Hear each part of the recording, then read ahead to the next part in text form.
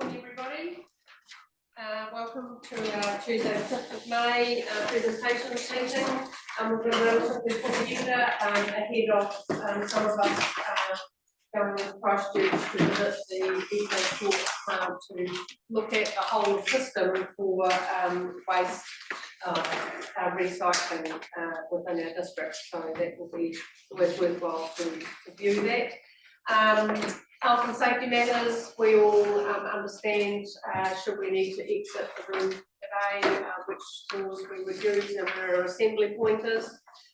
We have got 2 leaves of absence previously noted, and that's Councillor Tom Davies and Councillor Pauline White, but I've also received an apology for today's meeting from Councillor Fiona Harris. Will someone please move? Someone second? Thank you, Brett. Chris, Kathy, that we received Fiona's apology. All in agreement with that, please say aye. Aye. Against, it's carried. Thank you. Affirmation for today, we do have one decision item, so our affirmation reads that we pledge that we will faithfully and impartially use our skills, wisdom and judgment throughout the discussions and deliberations ahead of us today, in order to make responsible and appropriate decisions for the benefit of the Whanganui district at large. We commit individually and as council to the principles of integrity and respect to upholding the values that we believe distinguish and enrich our district. Thank you all very much. In regard to today's agenda, is there any conflict? No, thank you. And we are being live streamed, and we have a recording live stream as well. Thank you. Urgent business for today. Thank you. And just to be clear that you've received the late circulated items that came separate to the agenda, probably came through late last week, Thursday, Friday, something like that. So you've got that information. Thank you, because this will be a full part of our decision items. I think that's all. So we've got our presentation, first presentation is at 10 AM with Sergeant Nathan Wilson from the New Zealand Police. So if we can try and manage this first decision item prior to 10, that would be really helpful. So Jason, can I ask you to come forward please and take us through the draft annual plan, the engagement document and the engagement plan. This has, yep, we've all had a look through that, and yeah, if there's any questions, we'll consider those maybe after you So page 3 of your agenda just talks about the draft annual plan as we had adopted the budgets at the meeting on the 28th of April, and just in the paper I've just reiterated the key issues that we had talked about from a budgetary point of view, but also the purpose of an engagement is to just update the community, or provide information to the community on the key changes that we are looking at from year 3 of the 24-34 long-term plan. So the engagement document attempts to do that. There is a section there, pages 5 and 6 of the engagement document, just highlighted the key issues that we are facing for the forthcoming year, and as we've talked about previously, it was the increased fuel costs being paramount, and how that had an effect on particularly our roading costs, and then a bit about the Three Waters transition and what that means for this forthcoming financial year as well.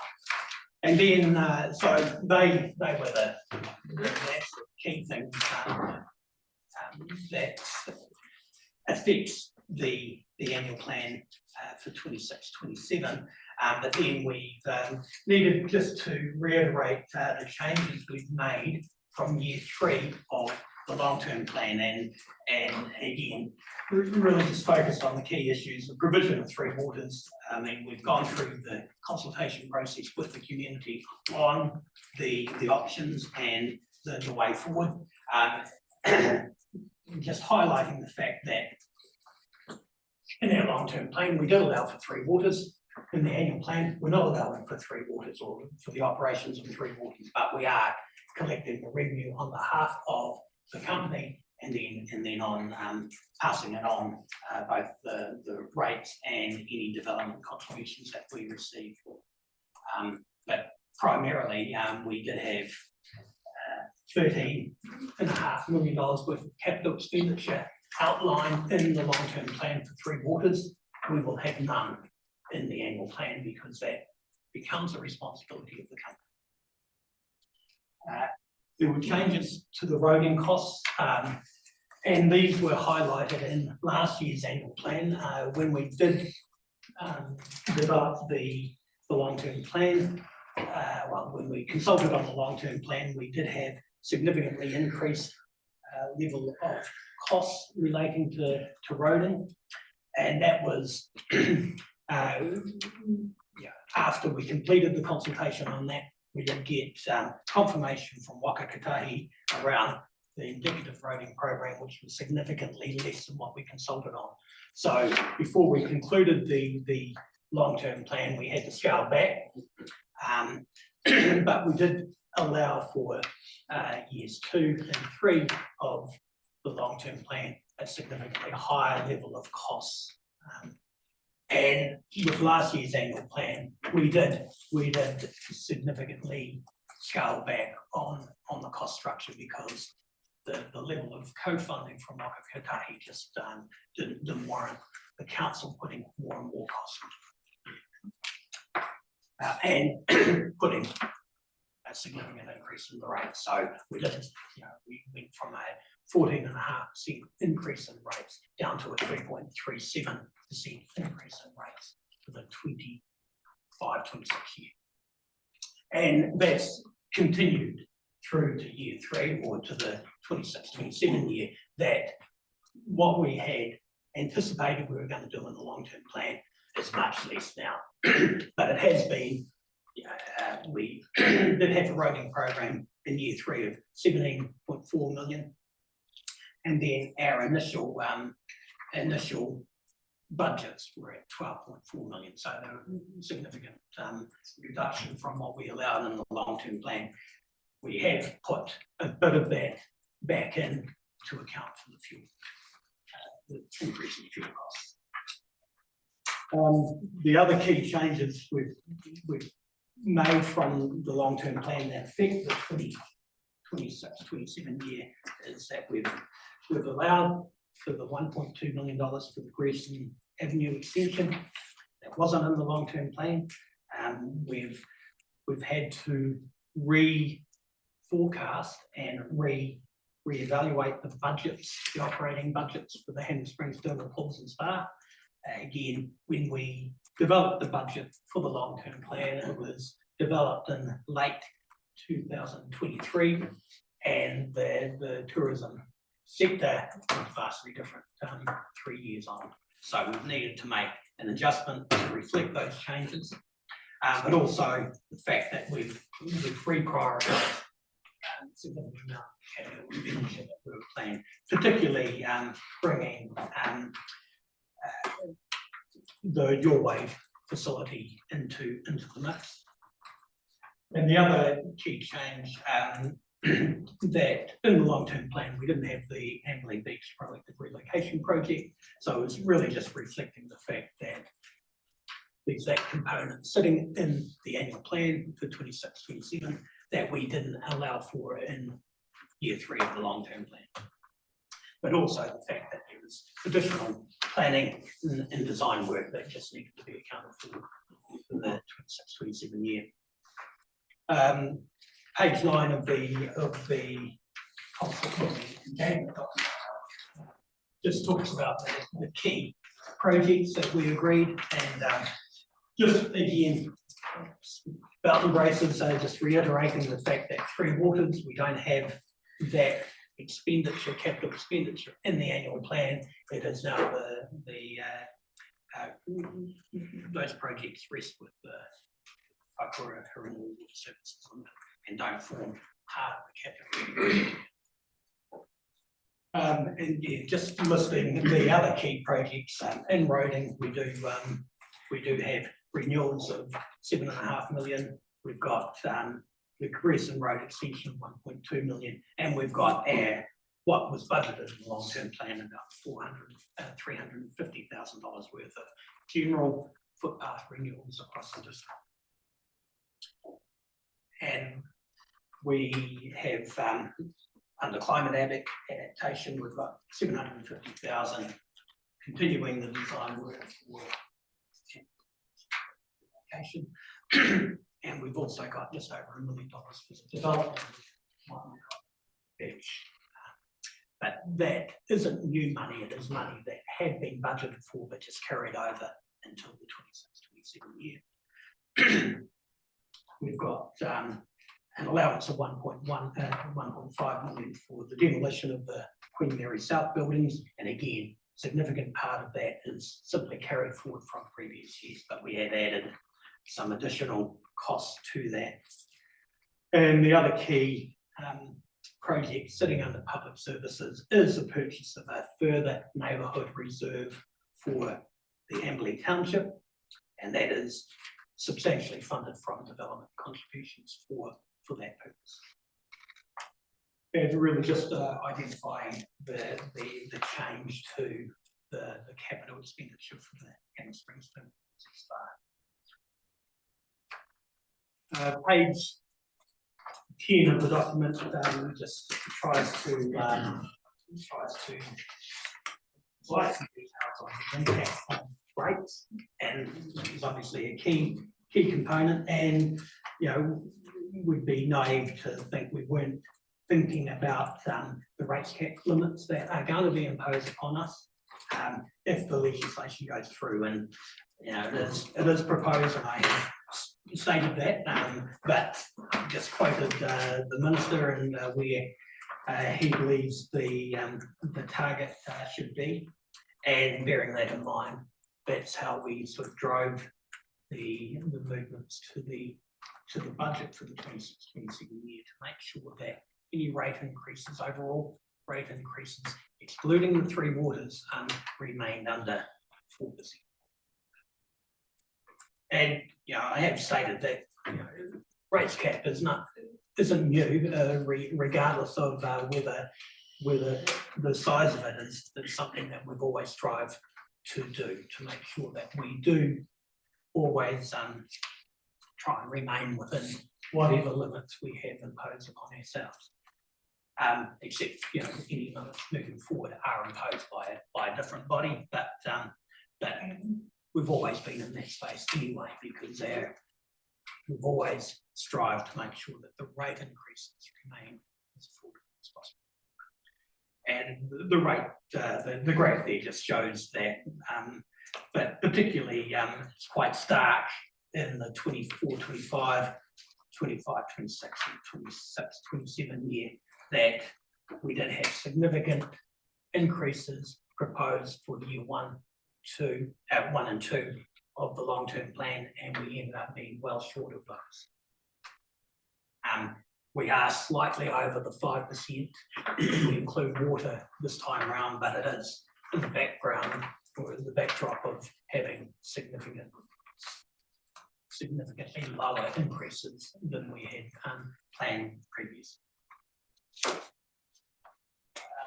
It's important to actually shows it important to really emphasise the fact that the debt is significantly different when we don't have three waters part of it. And it might be in the long-term plan we did predict that our debt level at the end of June 27 would be 115.5 million, including three waters, and sort of try and pretend that didn't include it.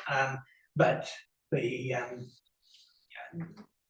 as a result of the transfer of assets and the transfer of debt the water company, our debt levels at the end of June 27 will be in the vicinity of 33.5 million. And that it is quite a stark reminder of the fact that a significant amount of our debt currently sits with 3 points, and one of the key reasons for the creation of the water company. And then, as we've done previously, we've identified 11 sample properties within the district of 125 that we do have, just to show the potential effect on individual rates on individual properties. There's a busy couple of pages, but it does provide some key information about movement in rates, but also the movement in the capital values experienced by those particular properties.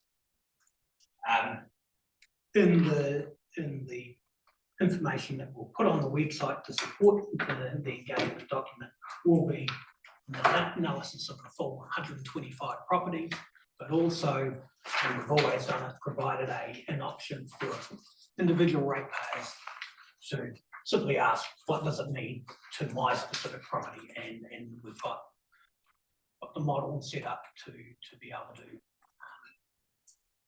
put in the relevant information for a property. And again, because we have got a significant, have changes in the underlying capital value, for some properties that have increased significantly or have developed on their properties since the last valuation, it is important to know what it will mean to them. So they've got the ability to contact us and just get an indicative view on where it sits currently. And then, the final page is just the feedback process, which Ian is here, and he can hopefully talk about that. I suppose really, if there was anything in the document that looks a bit too with that you want me to make some changes on, please shout out. I know page 4 we put in a placeholder as far as a message from the Mayor and councillors, which I know the Mayor has provided an updated version, which will simply be placed in there. They were AI provided, but the key messaging around the other components are all me. So if I've misrepresented or have not captured the concerns of council, please sing out, because we can make the edit. Yeah, that's great. Thank you, Jason. And I guess in essence, councillors were wanting to make sure that this document, which will be for our community to read and evaluate what the direction that we're going to travel in the next 12 months. So, the question is, does this provide the right sort of sound bites of information for our community in its essence? So, Chris, I think you had your hand up. Do you have a question? Just Jason, just a quick question. Page 11, bottom, just the last paragraph. The forecast debt is only 62% of remaining council income. Does that lead me to understand that that's once we've 3 waters have gone, water's done, whatever it's called, Yes. it's out of the system, our loading will be 62%? Correct. Yeah. And I suppose I've highlighted that because I know we have talked about the need to amend our treasury policy in accordance, because and that will necessarily be part of our long-term plan preparation anyway. We always will look at our treasury risk management policy to make sure that it fits within where we currently are. Obviously, we don't want to get anywhere close to 175% of our total income again. So, so it makes sense to do that, and that does set will help set some parameters for our, the development of the next long-term plan, particularly around our financial strategy, which key components of the financial strategy is rate increase limits, which are probably going to be imposed upon us by legislation, and the debt limits, which our treasury puts those restrictions on. Yeah, if I may, sorry. No, it's just actually how I read that, I think it would be preferable on page 11, the forecast debt is only 62%. I actually think we should remove the word only, because that gives a really sort of full reference, I think, so that would be my suggestion on that page. Hamish? The two who have expressed previously that you want more focus on paying down debt, so we've got debt at 30 odd million. So we need to sit down as we go through the LTP and try and give voice to that desire to pay down debt and look at how we do that within the potential rates caps and what constraints that we might place on our capital program as we move forward as well. So that's our intention as we work into the LTP process. Mm-hmm. Cool. Yep. Thank you, through the chair. Is it worth putting in that impact on debt in that last paragraph? The council is committed to paying down debt and will be reviewing its treasury, just so that is made clear, because I don't think that it's made clear in here that we are committed to trying to pay down that debt. Might just be worth mentioning for that paragraph. That's a good signal, Steve. Thank you. Yeah. So the only other, I felt the wording around the headings on page 8. When it talks about halfway through that paragraph, and again, the wording is significant competition from other facilities and increased fuel cost. I just think that we could word that a little bit better. And the words that I've been playing around with are not, but increased fuel prices coupled with additional pressure for domestic tourism, because I think it is the overall domestic tourism as opposed to, and then go on to say have resulted in a challenging period. I just, citing the competition, I just don't think that's a good reference, my personal opinion. So I'm happy to provide with those words here if that makes sense to you. Yeah. And the only other question I had, this might be, does this photo depict good healthy safety practice? Yeah. I just want to make sure. I mean, probably does, but I want to be doubly sure if this is going to be a document going out to our community. Can we just double check that, please? I knew you wouldn't, but I just wanted to double check that it's a good photo, but it might be okay, but I just wanted to double check. I think it's pretty okay. Yeah. Okay, that's We're all right. talking about time here, not one of the councillors standing underneath the tree. That's very dodgy, that one. Tree down. All right, point taken. Rightio, I'm in your hands, councillors. We've had a little bit of discussion about the document that will go out for an engagement. You know, does it reflect the discussion? Yeah, I'll come to you, Robbie. Sorry. Does it reflect the discussion, and does it convey to our community the intent that we have over the next 12-month period in language that our community understands? Robbie. Yes, I'm looking at the chart down at the bottom of page 11, and all of a sudden it's gone, and I know it's timing, but I'm wondering where and how does that reappear? Would that be down the track when the Wisco puts something out, or it's kind of like the paragraph above explains it, that there's all of a sudden there's this big gap, and the part that belongs to us, we know that there's controls coming perhaps on the rate capping, but the other part, if we got the message out, we've spent the money. I wouldn't expect big changes in the water costs and things like that going ahead compared to other parts of the country where, as I understand it, rather than being capped, they might be forced to spend X amount of money to get up to a level that we've managed to achieve. So I just, who tells the story about that suddenly, that missing bit? That comes to the Wisco or something, that's horrible. Yeah, I mean, that is the job of Yeah. Kakorahurunui Water Services to tell that story, but I just want to correct that that we won't be seeing increases in that water pricing. Remember, we're still phasing in depreciation, and we have to do that for 5 years, and financial, or Wisco does, and has to meet the financial targets. So we had signalled in our long-term plan that the price of water will continue to increase, and it's our expectation that that will be the case. I guess what you're saying, Robbie, is that should there be a little bit more of an explanation of why the level bar's not quite in on the back. Yeah, it's sort of, And where's it going, what happened to it, sort of thing, it's a time thing, because it is the Wisco's job to pick up the missing link, is it? But also around the fact that with the work, the money that we've spent over those last years, and you clearly see it there, we wouldn't expect to be in the situation that perhaps other parts of the country might be in, where they might see growth in their rates in that area. Or their water rates added on to our rates.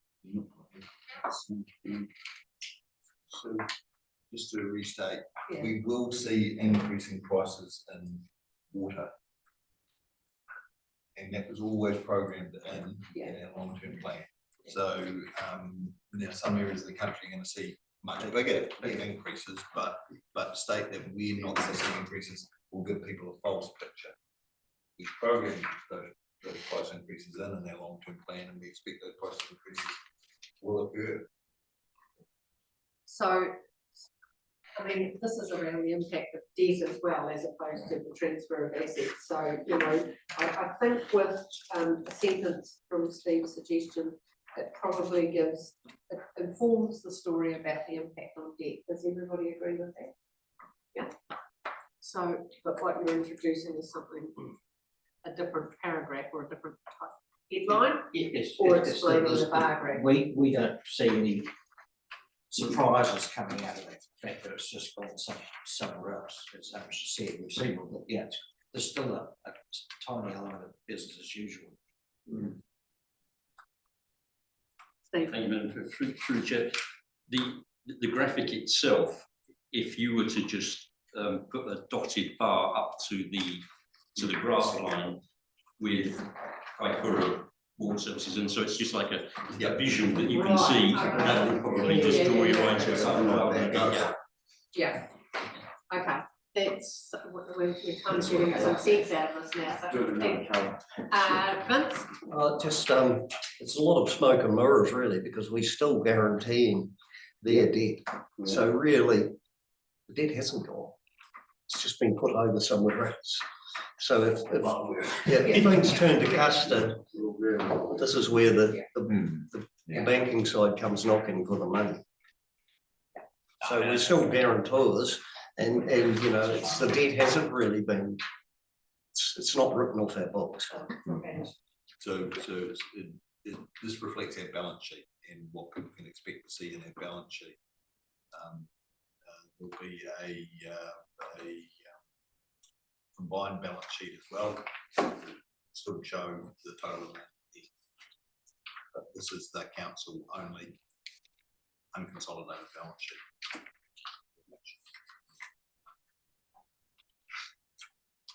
So it looks like there needs to be a bit of a tidy up on this page 11.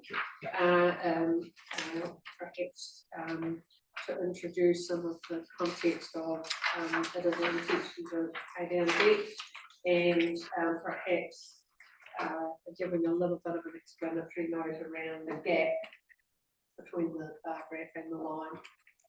Would I think what I'm hearing, if I corrected that, yeah, okay. Yeah, I know.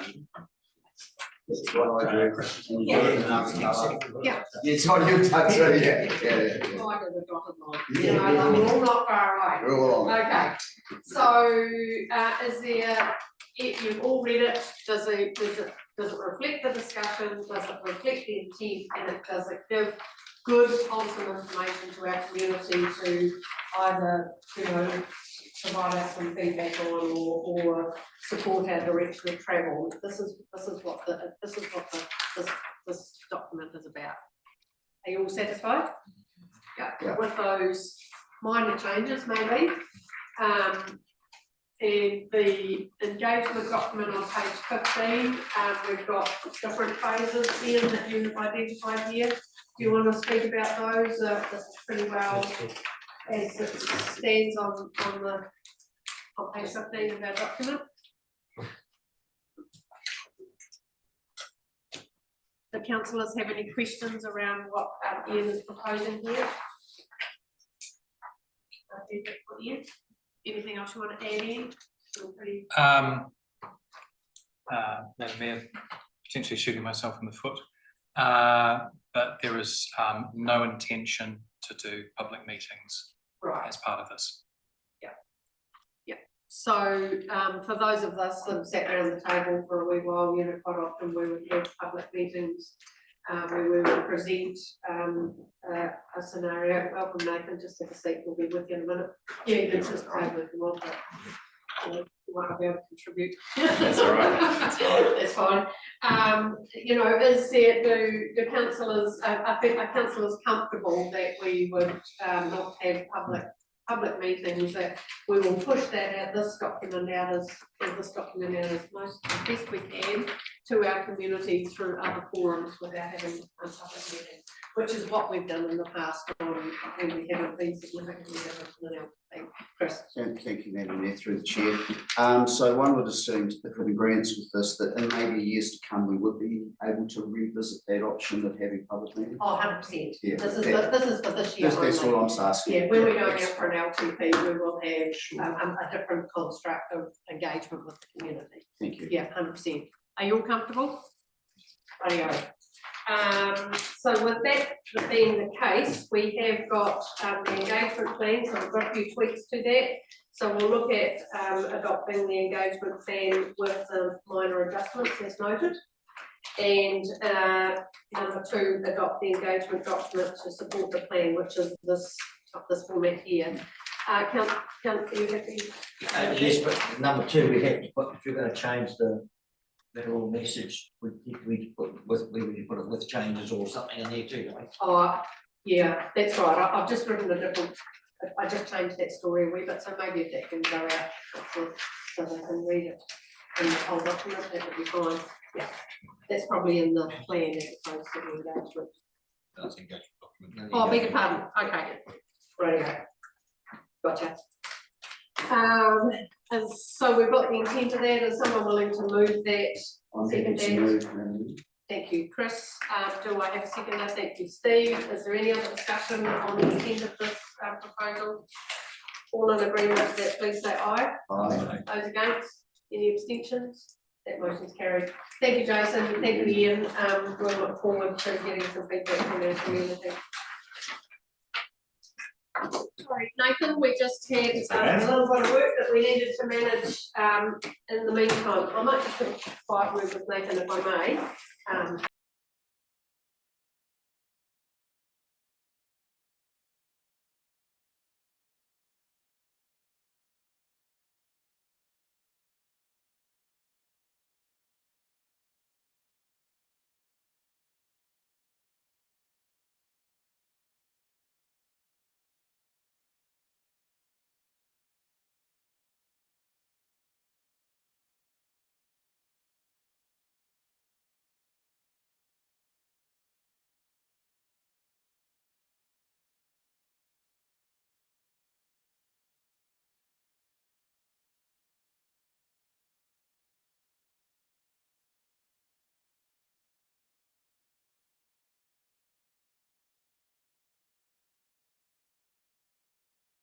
Thank you, everybody. Warm welcome to Sergeant Nathan Wilson from the New Zealand Police, Sergeant here in Amberley, and we've had lots of conversations with Nathan over the wee while, and it's really good that you've come along here today, Nathan. It's really important for us as a council to, you know, keep those relationships with the New Zealand Police. We know the critical work that you do in our community. and we really appreciate your time today. And so really, we're in your hands to have a yarn. I know that one of the topics that was raised for you to respond to was actually, I don't know how to term it other than the races out the back here of Amberley. So maybe if we start with that, and then perhaps you can provide a bit of an oversight of where things are at policing across the Hurunui district. So well, welcome. I think you know everybody around the room, and if not, Everyone, we'll get to Nathan. know you. Yeah, thanks, Nathan. So, yeah, so we've been advised of the issue out there just recently again, so it has been an ongoing thing for us. We have had cameras there at one stage, but they weren't able to collect any data that we could use to identify the offending vehicles. So I'm currently trying to work with some of our surveillance groups to see if we can get something a bit more significant in there. We're just kind of struggling with the location and how we go about doing that. So yeah, it's a work in progress at the moment. The local staff, so Jeff and Sarah, are aware obviously of the issue, and they're kind of out and about there when they get the chance. It appears that it's kind of started to happen a bit more during the week now as well, whereas originally it was kind of Fridays, Saturdays. It's a bit more frequent now. So yeah, they go do the thing. We have had some issues out on St. Highway 1 as well. We've got a little cafe restaurant down there, just south of Leithfield. There's been stuff there. Jeff had a failed to stop on Emily Beach Road, Hoosley Terrace, just on the weekend for some other people doing some burnouts in there. So it does kind of pop up all around the place. There was a significant number of cars out in Mandeville over on Saturday night as well. So there's been units out there doing stuff for them. So working with the Water Racer group in town, the Anti-Social Road User Group, they're called officially, to see if they can get in here when they can as well. So yeah, it has been ongoing. We are aware of it. It's kind of one of those things where we almost need to kind of see it happening and be able to do something kind of right there and then, because without anything else to go on, you can't really follow on the vehicles unless we get some pretty good footage. So any social road use group, they do have drones they use, which is pretty cool. So they can just park away from the scene, have it up overhead, and just follow vehicles and get registration numbers from there. So it's something else that we can have access to when we can get them out. Are they locals, or are they people coming out of town that The offending people. yeah. I suppose it's Jeff's you, one right? he thinks is some people from Andy Beach Road. So a couple of cars that were there watching went back to an address there. The other vehicle took off and obviously couldn't pursue it, so I'm not sure where's contact from there. I've had a young fella come to the station from Leithfield saying that he's been blamed by a lot of stuff by the locals, but denying responsibility, and saying that some people from town, that he's not saying who they are, and whatnot. So generally, I mean, there'll be a few locals, but kind of the ringleaders are the ones in town that come out and do the big cruise. Right. But when those big events happen, that's when the rest of the group from police, like, they kind of like tailor them and whatnot, and monitor their Facebook pages and see where they're meeting and kind of get set up beforehand. So yeah. So yeah, we are aware of what's happening there, and trying to put some things in place to not try and hit again. Do you think you'll get on top of it? Or, you know, like all of the phone or Hopefully, cameras yep. or whatever? Normally kind of a ringleader, if we can make an example of one or two people, then it will stop. I mean, it'll just move it elsewhere, but it's not having the area. Yeah. That's one of the key things really, so. Yeah. A couple of locals probably tag into it, but generally people from town that come out and Right. do their thing. I think it was brought to our attention through local residents as well at that healthcare, you know, so did the residents know that you're So I've spoken to okay. probably the same person. Yeah. I had an email from here, from Emma, and there's a file coming to me from this same lady as well. So, Right. so I've spoken with her. Okay. I mean, She's just- called us a number of times as well. So Yes, yeah. Stressing. Chris has got a question. I have a question for you. In the past, areas have been supplied for these guys to do this. have you seen it down to in your data from historics? So what has been supplied? An area for them to go and do it, it's almost, you know, slab concrete for them to go and waste their tyres on. Have you, in the data and the historics that you have available to you, have you noted a reduction by putting that sort of thing in place? Off the top of my head, I can't say for sure. I have to go and speak to the road policing guys and see what they can get for me. It'd be interesting to know that one. It would be, If it we would could be. take the problem and give them an Mhm. environment where they are, you know, we can, hate to monitor them, but just kind of give them a space where it's safe. And where they're contained, so then, I mean, they can go and do their thing and they're not gonna injure other public that are driving by where it might be, so. And damage public property, etc., etc.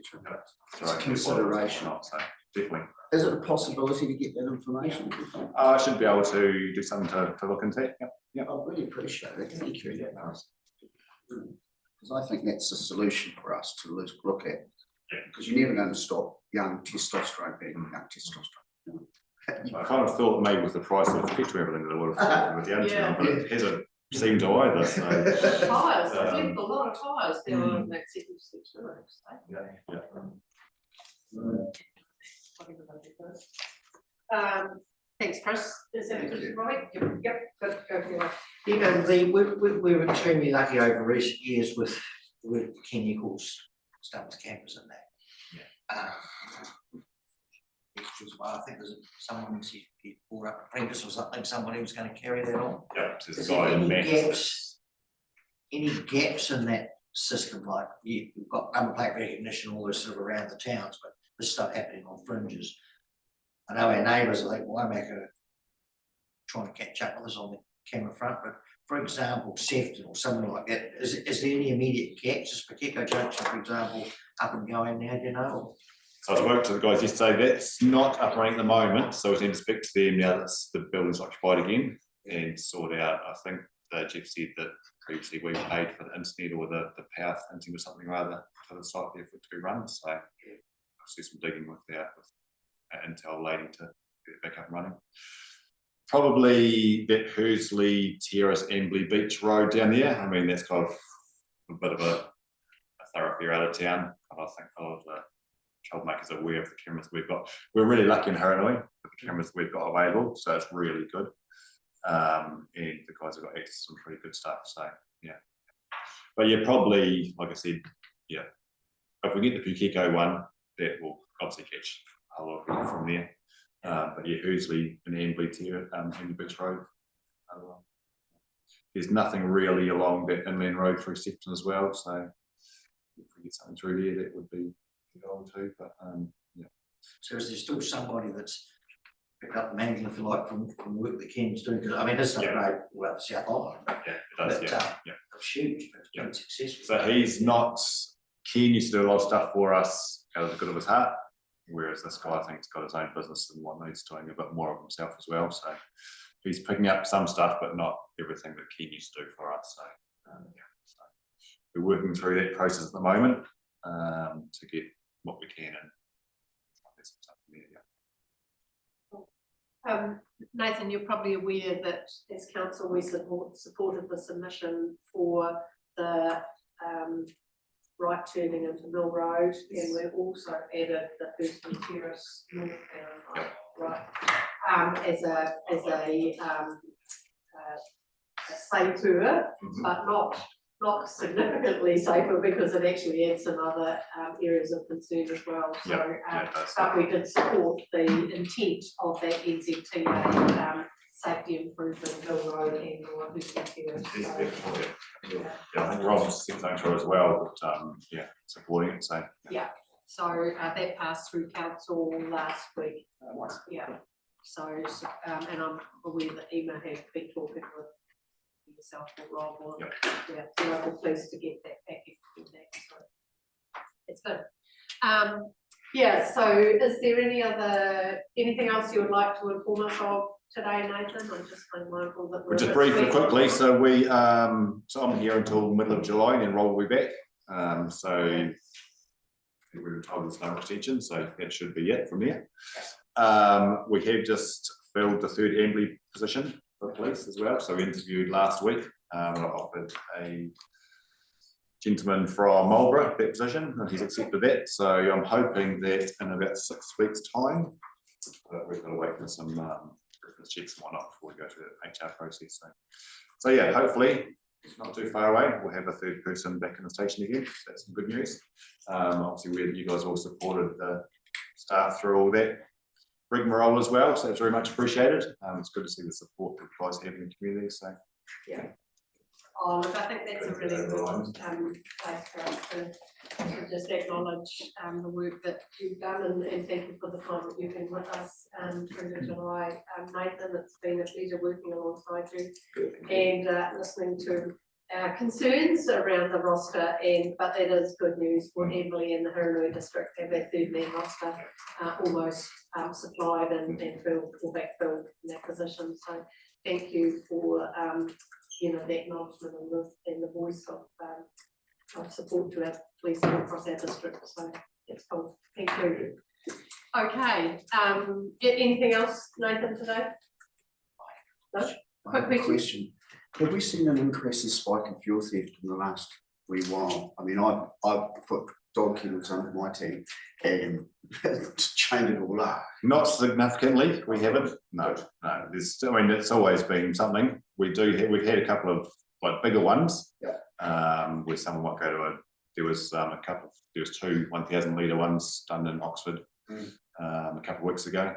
Okay. But otherwise, it's still just the standard kind of run of the mill stuff that have always got. So. Good question, Chris. Thank you. Yeah. If I may, very last question. Quickly, have we seen, the perception is that we're getting a few 501s back over from Australia, being deported back here, and that we're also seeing a rise in gang activity further south in Leadfield. Is this something that's actually on the radar, or is this just public perception where they might have seen one or two people?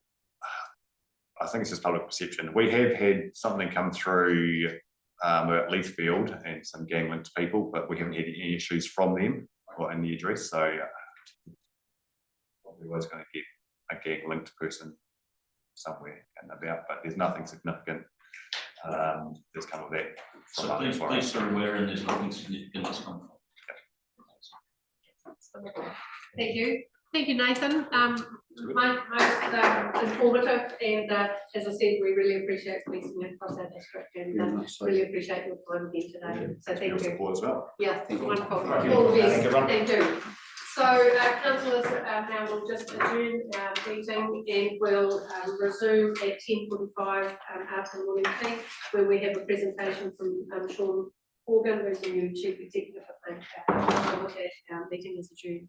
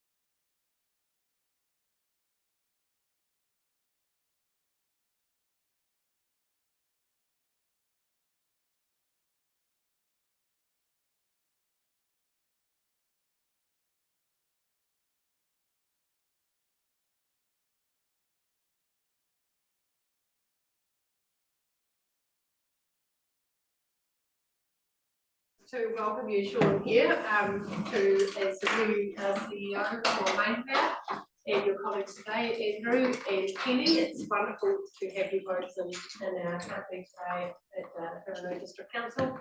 We're a bit shy on numbers today. We've got 3 people not here today, but we are live streaming this discussion, and it will be recorded for the information to hear the exchange of interests and dialogue between, yourselves as pretty important anchors to service delivery within the Rangiora district. So yeah, I warmly welcome you. Perhaps just by way of introduction, Hamish and I have met with Sean on a couple of times since you've been with the company now. 3 months. 3 months, Yeah. yes. And I felt it was a really good opportunity for you as councillors to get an opportunity to meet Sean. I know that he is really keen to reach into our community and have that genuine engagement as a service supplier. And I know that from what I hear that you've been making some steps towards that. So, thank you for that time, because I know it does take a bit of commitment for that to happen. So maybe perhaps if I just ask councillors to introduce themselves to the team, and then I'll hand over to you, Sean, or Andrew, or Penny, who's going to take the lead. I see we've got some bit of tech going on here, so that's a good thing. And we have set aside about 45 minutes, is that right? Yeah, good time, yeah. Okie dokie, so perhaps Robbie, if you just quick introduction and we'll just walk around the room and then we'll hand over to the team. Thank you. Yeah. Good to meet you, Robbie Broughton, I'm Southwood councillor. Dave Hislop, dairy farmer, Hiranui. 20 ICP numbers, contributed a lot of money to Maypou in the past. And had a very good relationship with staff, but probably a bit conflict of interest because I'm, not a big fan. Okay. Fair enough. Hi, Vince Daly, councillor for the East Ward. I live up farm up in Chimney. You've got 66 kV going through. All right. Sleep up on Southwood Council here in Amberley. Steve, Chris. Yeah, Chris Scowen, Westwood up Mount Lifeway Way. Brett Jones resides and represents Southwood, representing Southwood, but all Hiranui like we'll do. Chris Carthy, West Ward, farming, live in Curran Valley. Right, and you know all of our staff, we've got Judith and Dan, and of course Hamish, and Graham here is our governance advisor. So yeah, look, with that you've given a bit of an overshot of where everybody sort of fits into the picture. So I'll just hand over to you, Sean, and we'll have this time to engage with you and perhaps better understand the services that we receive from you. Excellent. Thank you. Wonderful. So first of all, thank you very much for the opportunity. Kia ora tātou. As you mentioned, I'm Sean. I've been here for about 3 months, originally from the North Island, but don't hold that against me. Penny? Yes, kara koutou, ko Penny Kebawatsa. I am General Manager of Customer and Corporate Relations at Mainpower. And I'm Andrew Mulligan. I'm the Acting Chief Assets and Operations Officer. So today we thought we'd talk a little bit about Mainpower. I'm a little unsure about where people sit in terms of where we sit within the electricity value chain. So we'll talk a little bit about that. Some of the community work we'll do, and then some of the network investments that we're making, particularly in the Hiranui area as well. So that's right, mention do that.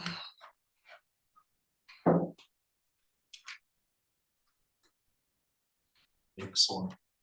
So people often talk about sort of electricity as one thing. It comprises of a number of different elements. So you've got obviously the generation piece within New Zealand. So New Zealand's about 80% renewable.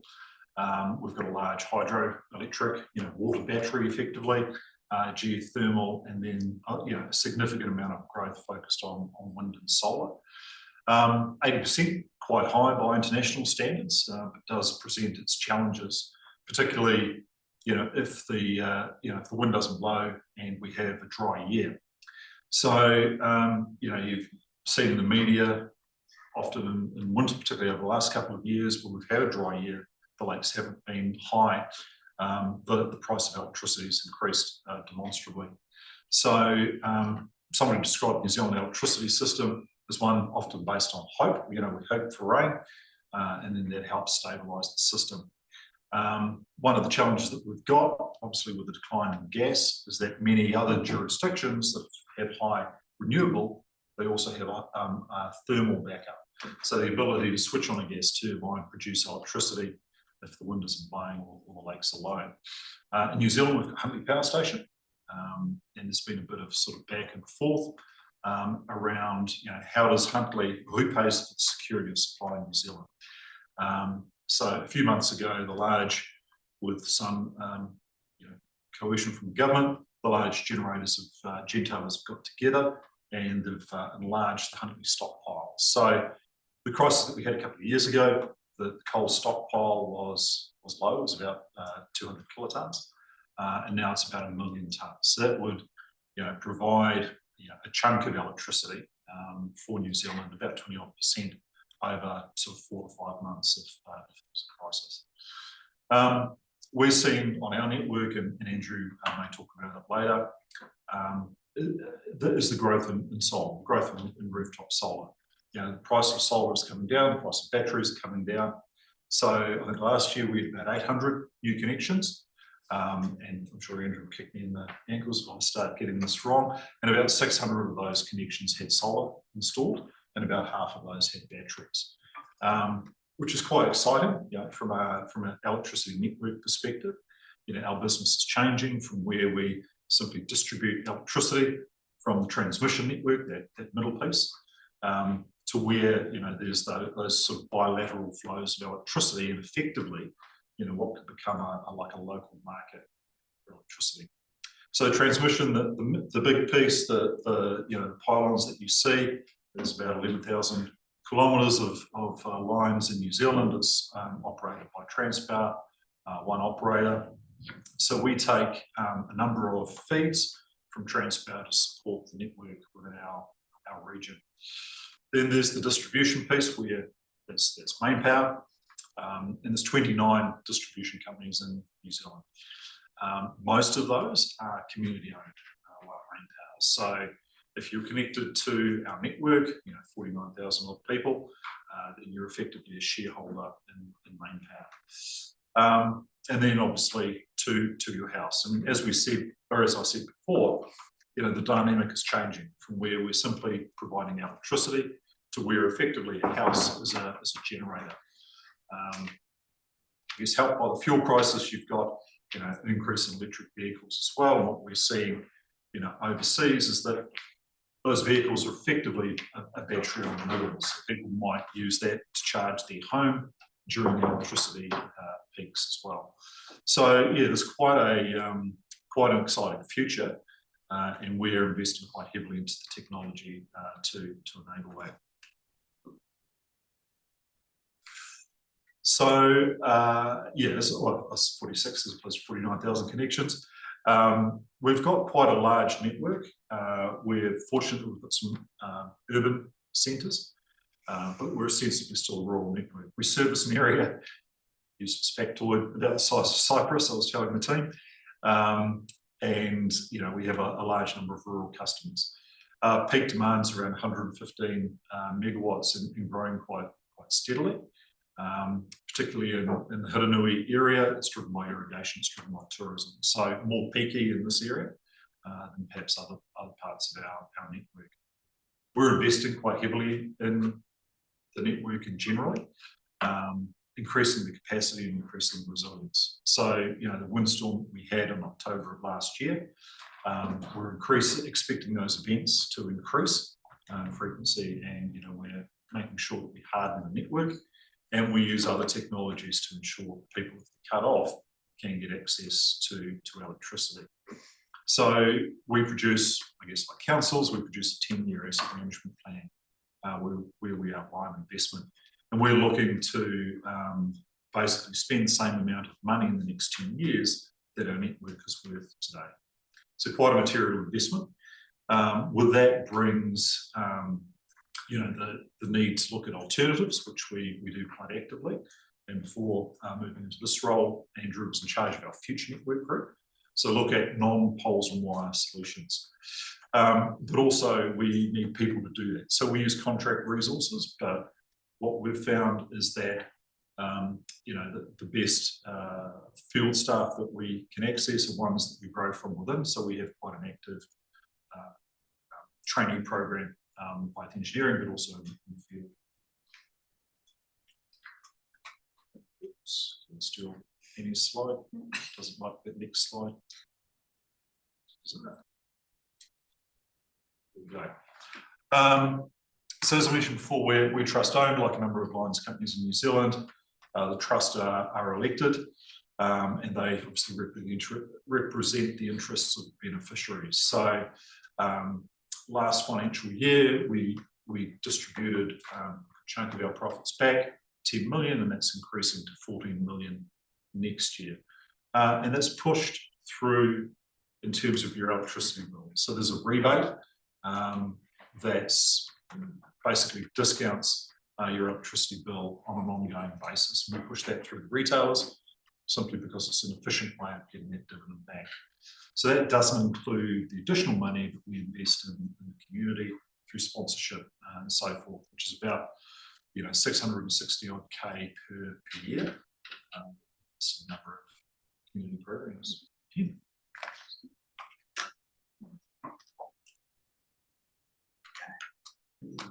Over the last few years, we've put a concerted effort into getting feedback from our community to help us develop our strategic intent, things like the asset management plan.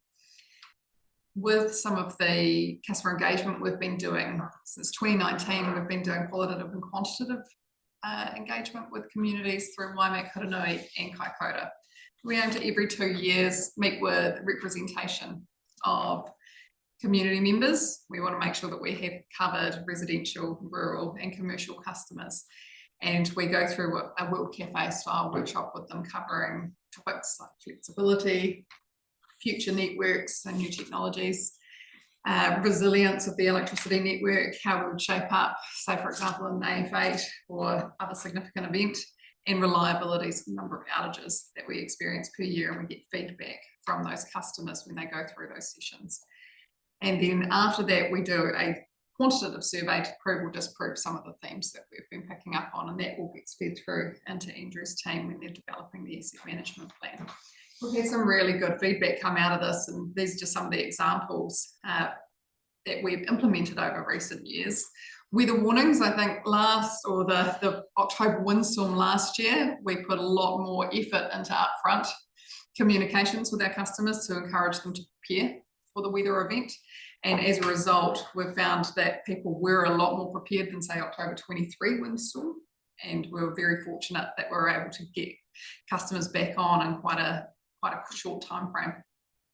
E-text is something we've been doing for a few years now around planned outages and unplanned outages. That came from these sessions, a recommendation from people. They weren't feeling that they could rely on their electricity retailer for notification of outages so that they could prepare. So we brought in these text messages when the outage gets put into the system. People will get a text message as well as that 24-hour in advance notification, because if you're like me, you definitely need a reminder.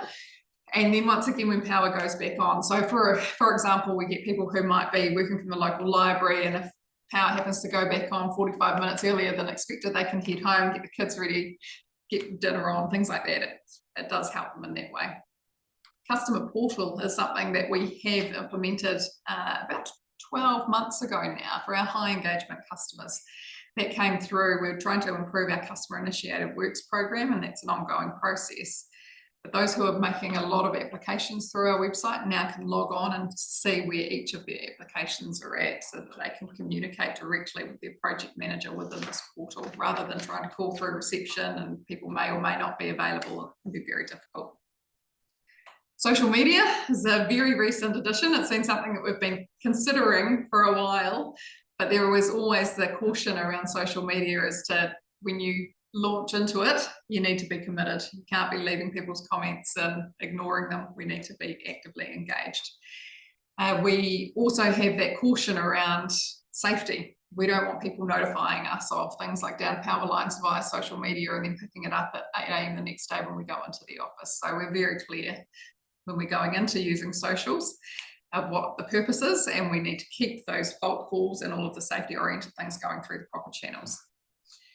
NSR Knowledge Bot, so we are, like every other organisation, dabbling in AI. That is something where what we call our network service representatives are using. They've developed an agent which is a closed agent, so it's not going out to the web to get any information, but it's got all of the electricity regulations within it. So when they're picking up technical customer inquiries, they can then start using this agent to pull up the information they need, rather than tapping the only electricity inspector on the team's shoulder to say, help, what clause is this, or what regulation do we need to be citing here? They can get that information while they're on the phone without having to contact that customer and get back to them, which is proving to be very beneficial. And also quality assurance. So this is something we're trialing at the moment too. So our customer team is getting feedback now. Instead of doing random audits through our customer calls, we're getting all of the calls looked at. So we're understanding customer sentiment. We're getting an idea of themes that are coming through, looking at how that transitions throughout the year, certain times of the year. Say, for example, April is always a good one for pricing. And that helps us then make sure that we've got the right skill set on the phones as well, make sure people are prepared for what's going to be coming. That's a wee overview. Yeah, happy to take questions as we go as well. Thank you, just through the chair. If I could go back to the comment earlier on in relation to rebates that are paid, I think you mentioned around $14 million or thereabouts, but then there was a little sub-comment saying that it's a little bit vague on the power bills that people are getting. How confident are you that that rebate's been passed on to the end user, and do you monitor to see that it is? Yes, we do. In fact, we're doing a piece of work now, because I had the same question. It's quite, the way in which we do it is a little unusual, in that it's a rebate that comes through on a monthly basis. What often happens is that it's $100 or $200 that will come through once or twice a year. Is often how other lines companies will push through their rebate. So yes, we are. The caveat is we're currently undergoing some research just to qualify, just to be absolutely sure that the full amount that's been passed through. Yeah, absolutely. Thank you very much. And you will find that it's very hard to see a rebate line on electricity bills now, so it's difficult. You'd have to call your retailer. So Penny, the agent that you're using for phone calls and so forth, yes, is that a bespoke agent that you've developed, or is that a No, so it's called Call Cabinet, and we are helping, so we're almost a trial for them, so we're developing it in conjunction with them as we're going through it. So it is quite useful, we're finding, to be able to improve that customer service. Instead of just taking 2 or 3 a month and picking on those, we're now getting a lot more, we're getting more valuable data coming into that team. I was just going to say that most of my power bill now is line charges. Okay. And if I look around and I see the neighbours, we're all disconnecting as fast as we can. And it'll go and affect you because your connection's there, because, you know, I know it was costing us about $6,000 a year for our line charges. And our power bill was about 2. And, you know, you think, oh, they're going about power bills. And it wasn't the actual electricity, it was your line charge. And, you know, and then it makes no joke to me if I went solar, because I'm still paying the line charge, and the power I don't use doesn't, I'll still have my line charge. I'll be no further ahead. So, you know, it's a bit crazy world at the moment.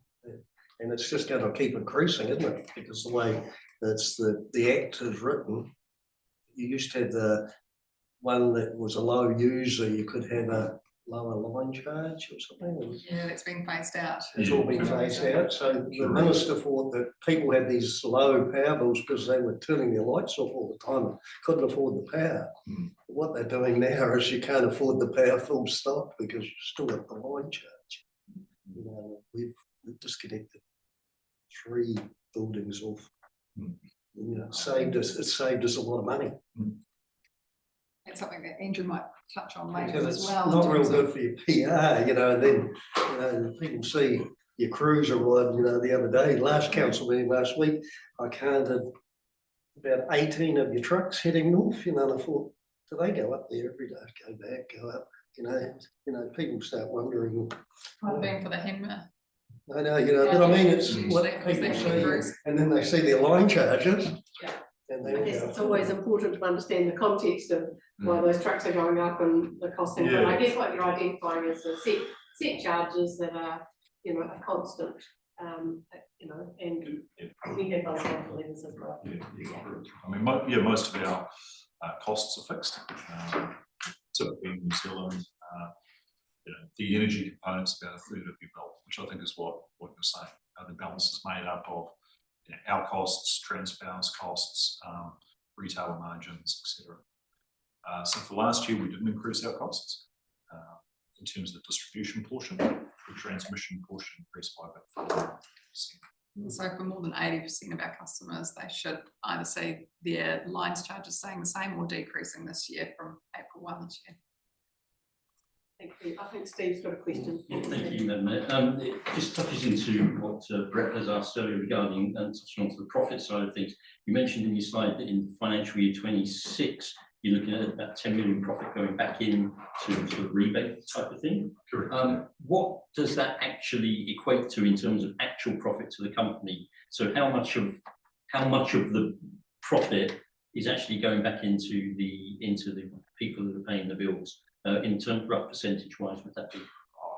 How much profit did you make? Circa a third, or depends upon how you define profit.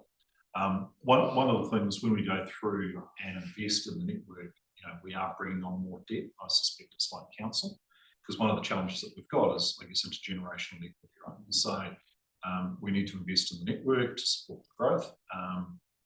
We're not simply pulling that out of profit because people for today pay for the benefit that we realised in 20, 30, 40 years' time. So we do use some profit, obviously, for, or rather cash to support the network, but we're also increasing our debt for some of the larger capital projects. Yeah, okay. Thank you. Thanks, Steve. Thanks, Sean. I think the question here, and then maybe we'll just go back to your presentation, so we don't miss on your information.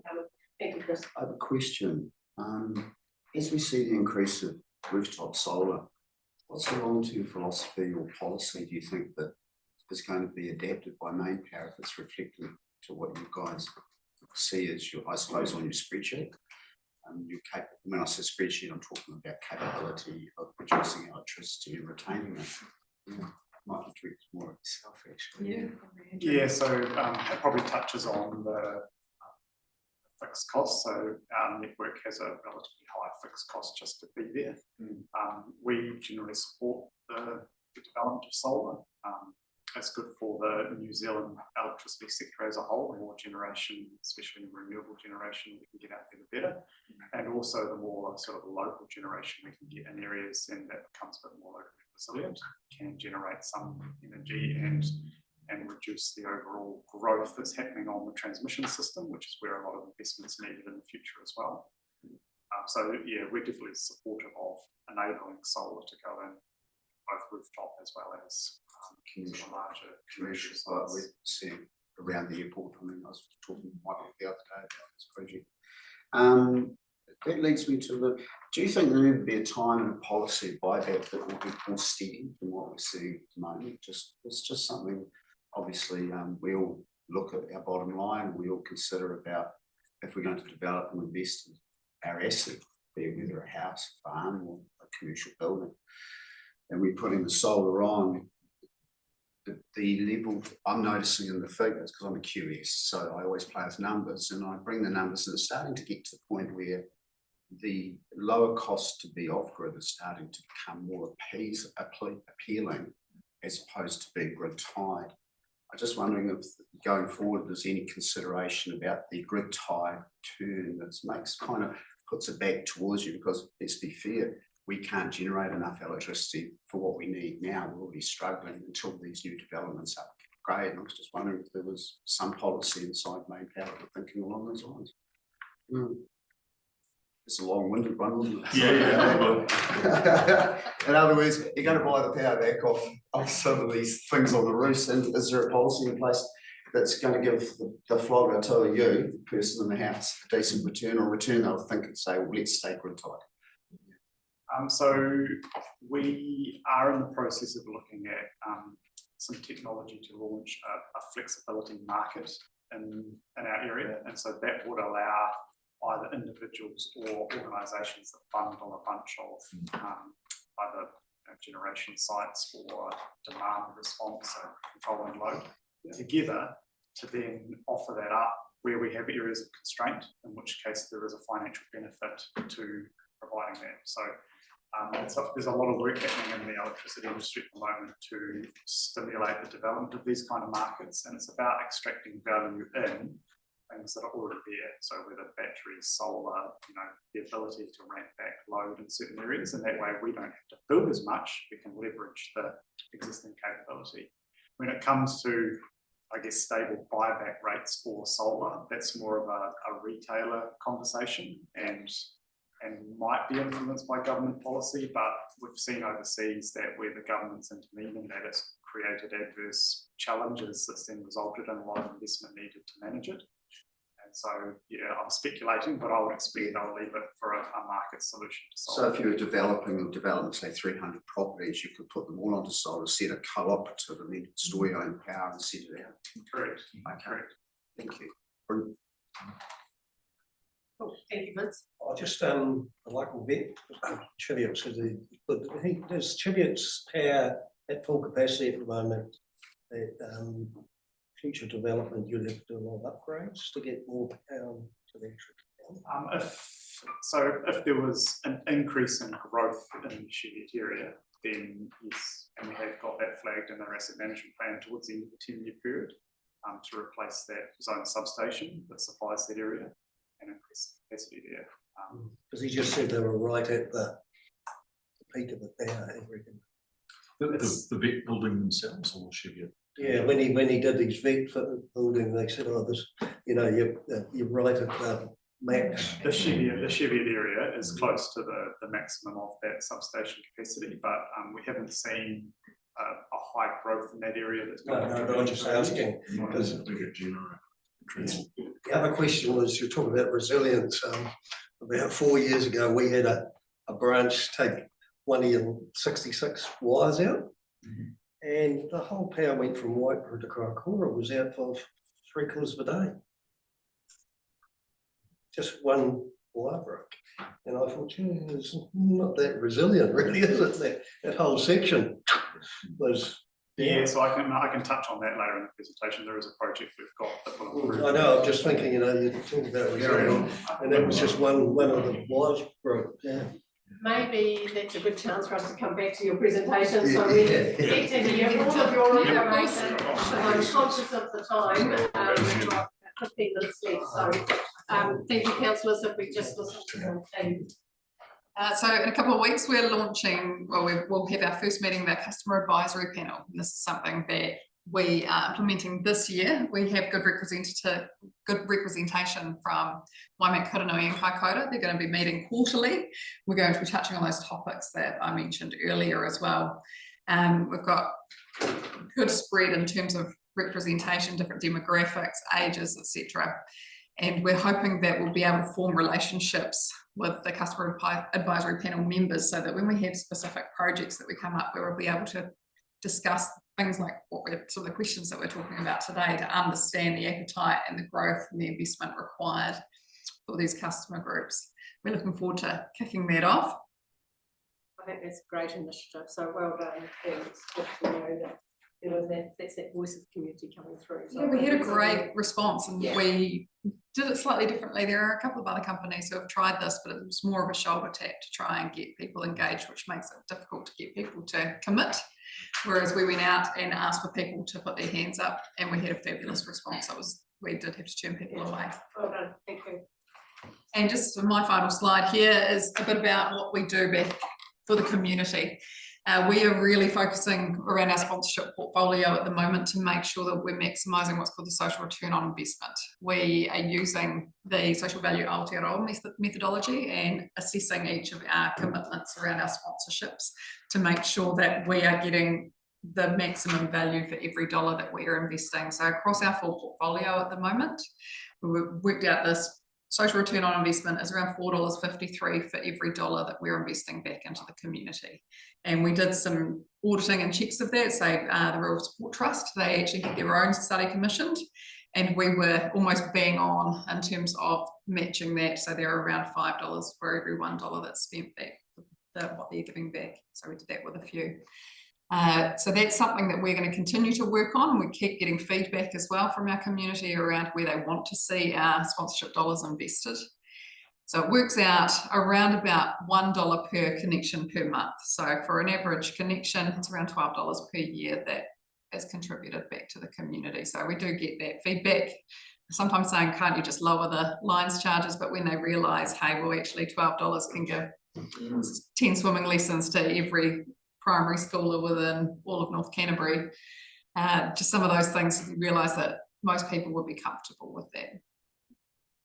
And if I just note on that, you'll see the Together Hillary logo there, and that's been a relationship that's built up over probably 4 or so years now. I think probably almost 5, yeah. Yeah, which is you know, providing schools, food in schools for 12 out of our 13 schools. So you've all been given updates of that throughout Brighton. So, you know, that's something that's really evidenced and providing good outcomes, notwithstanding community wellbeing, rural support, Enterprise North Canterbury, Compass, FM, you know, as well as all the others. So you've structured that well. Yeah, it's great to see some of those initiatives, and then you get feedback from places like New Zealand Police, and they're recognising that they're having outcomes that are positive as a result of something as simple as food in schools. Yeah, that's yeah, unfortunately it's a growth industry within our communities Correct, as well. yeah. So thank you for actually stepping into that space to help us,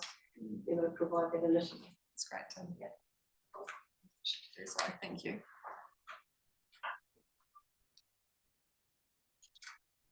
So we've been investing in the Hurunui region, and in particular the Amberley Zone substations have been a large project of ours for the last couple of years. So that was replacing a 50-year-old substation that supplies the greater sort of Amberley area. And so that substation is now live, supplying the township and the rural areas around it. So that improves the security of supply and the resilience of the electricity supply to Amberley, as well as increasing the capacity to support the growth that we've been seeing in the Amberley township and that we expect to continue. In Hamner Springs, we're in the process of a project to install diesel generation to improve the resilience of the supply into Hamner Springs. So that will be hopefully by September. And in conjunction with that, we're doing a project to increase the line maintenance on the line that runs in there. So it's a 30-kilometre line that runs over sort of alpine environment heading into the Hamner Springs. And so we're just strengthening parts of that line to make it more resilient to those storm events that come through and hit that area. So those two projects and possums. So those two projects are targeted at improving the supply of Hamner Springs.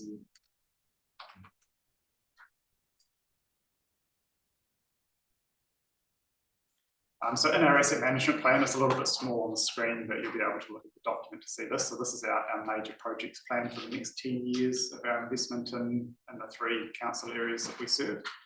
So I've highlighted in the orange box the projects relating to the Hurunui district, which is a fair number of them. So in conjunction with that work we're doing in Hamner now, we've got a zone substation replacement project coming up, which will replace the substation in Hamner that supplies that greater area. It's also approaching its end of life. And so that's an opportunity for us to replace that with some new assets to modern design standards, and also increase the capacity to support growth that's also happening in the Hamner Springs area.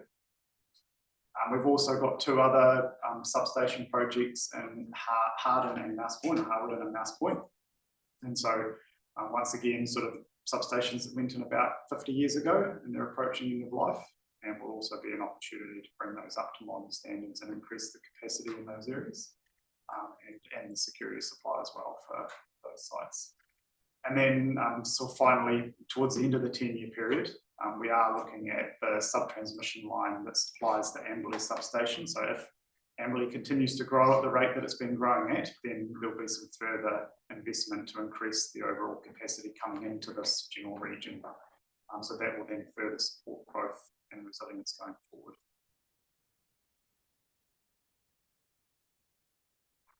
Skip the slide. There we go. So we are leveraging technology to improve our efficiency and help keep our costs as low as we can. So a summary of some of these is we're using aerial imagery to do inspections of our assets now. So what would previously have been ground-based people inspections, that because our area is so big, it takes a long time to get out and inspect our 100,000+ assets we have across the districts. And so we're now using helicopters and more drones to take photos of the tops of poles, for example, and that gives us really good detail that we can then use the capability like AI to run across those and pick up where we have issues that we then need to go out and fix as part of our program. So that's increasing the speed that we're able to find defects on our assets and then respond and repair them. We're looking at platforms like the smart metadata platform to get more information about the way that our customers use energy so that we can leverage, like what we talked about earlier, some of the flexibility or resources out there that might be able to help defer investment in our network by leveraging off what's already in customers' homes or businesses. So that data gives us the ability to model some of those scenarios and work out where those solutions might be best to work. A question on that. I've been reading on some of the LV Smart stuff from my day job, excuse respect. And I believe some of the software is capable of understanding when people are turning equipment on in the house. They're able to decide whether you're using your telephone, your fridge, whatever, through these meters. Is that right? The amount of accuracy in some of the networking? So some devices. Yeah. Some of it's a broad statement I was making. Some of the software platforms will pack out things like installed electric vehicle chargers, where they're quite a big load, typically bigger than anything else in your house you would turn on and off.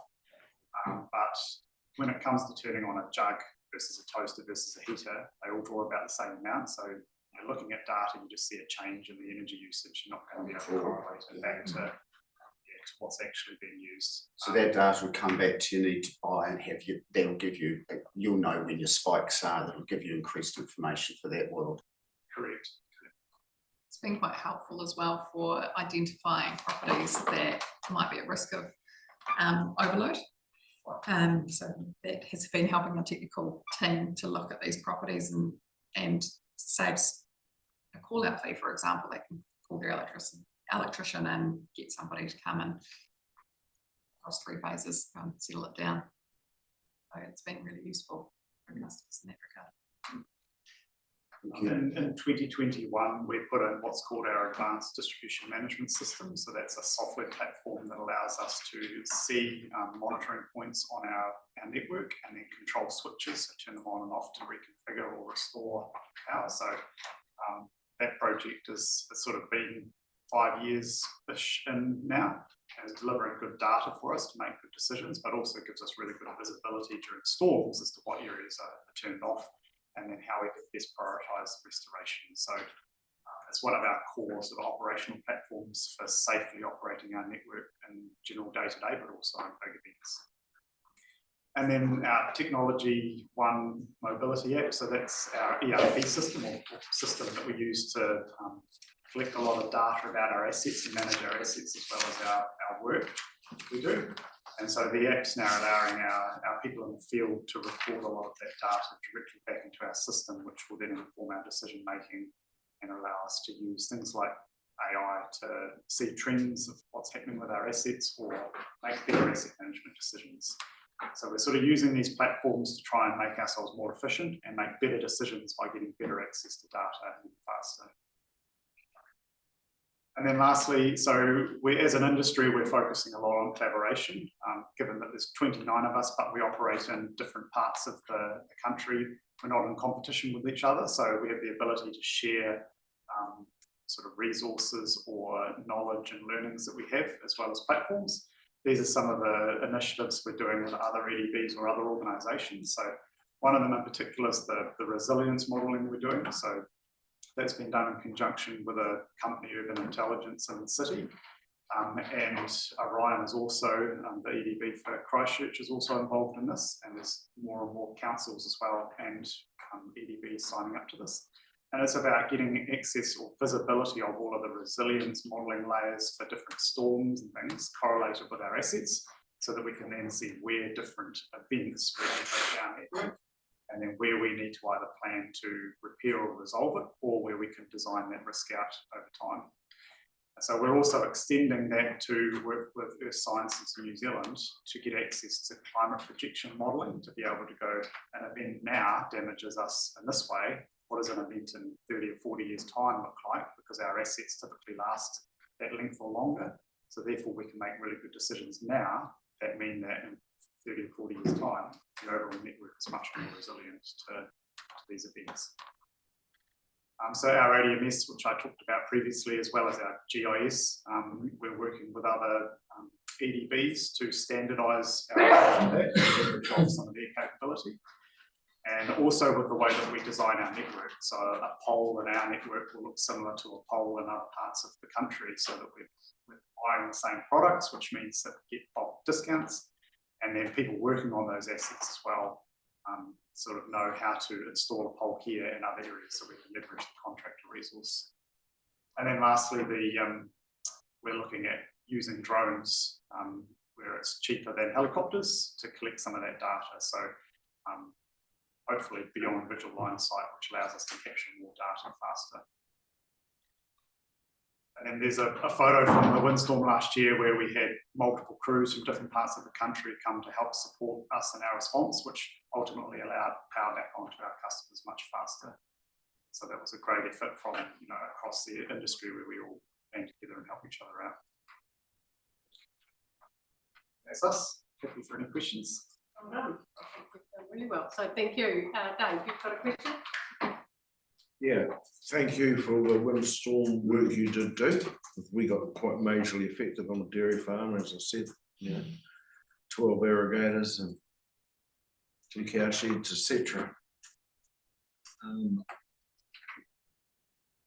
I said probably not happy with manpower over a period of time. Spent a lot of work at getting lines all changed. Medbury Road, so a lot of work was done. Good work was done there.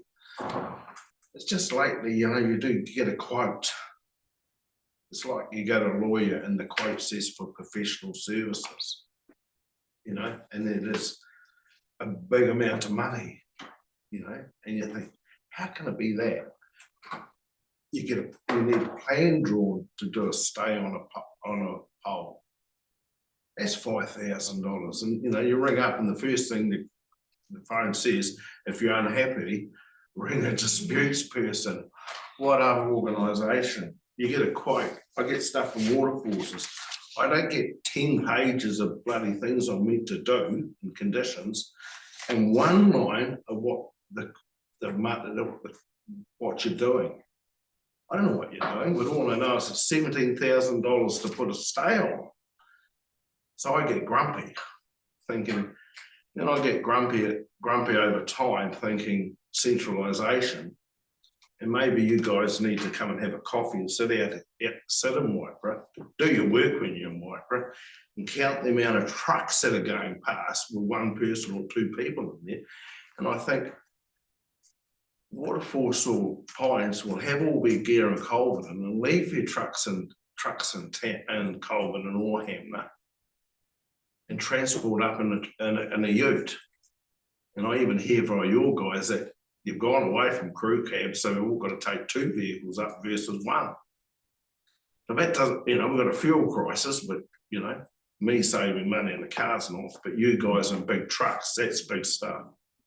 So if you're doing all this work in Hamner Springs also, why not have the guys domiciled up there? If it's over an hour and a quarter, an hour and a half, it's usually more cost effective to have them living on site.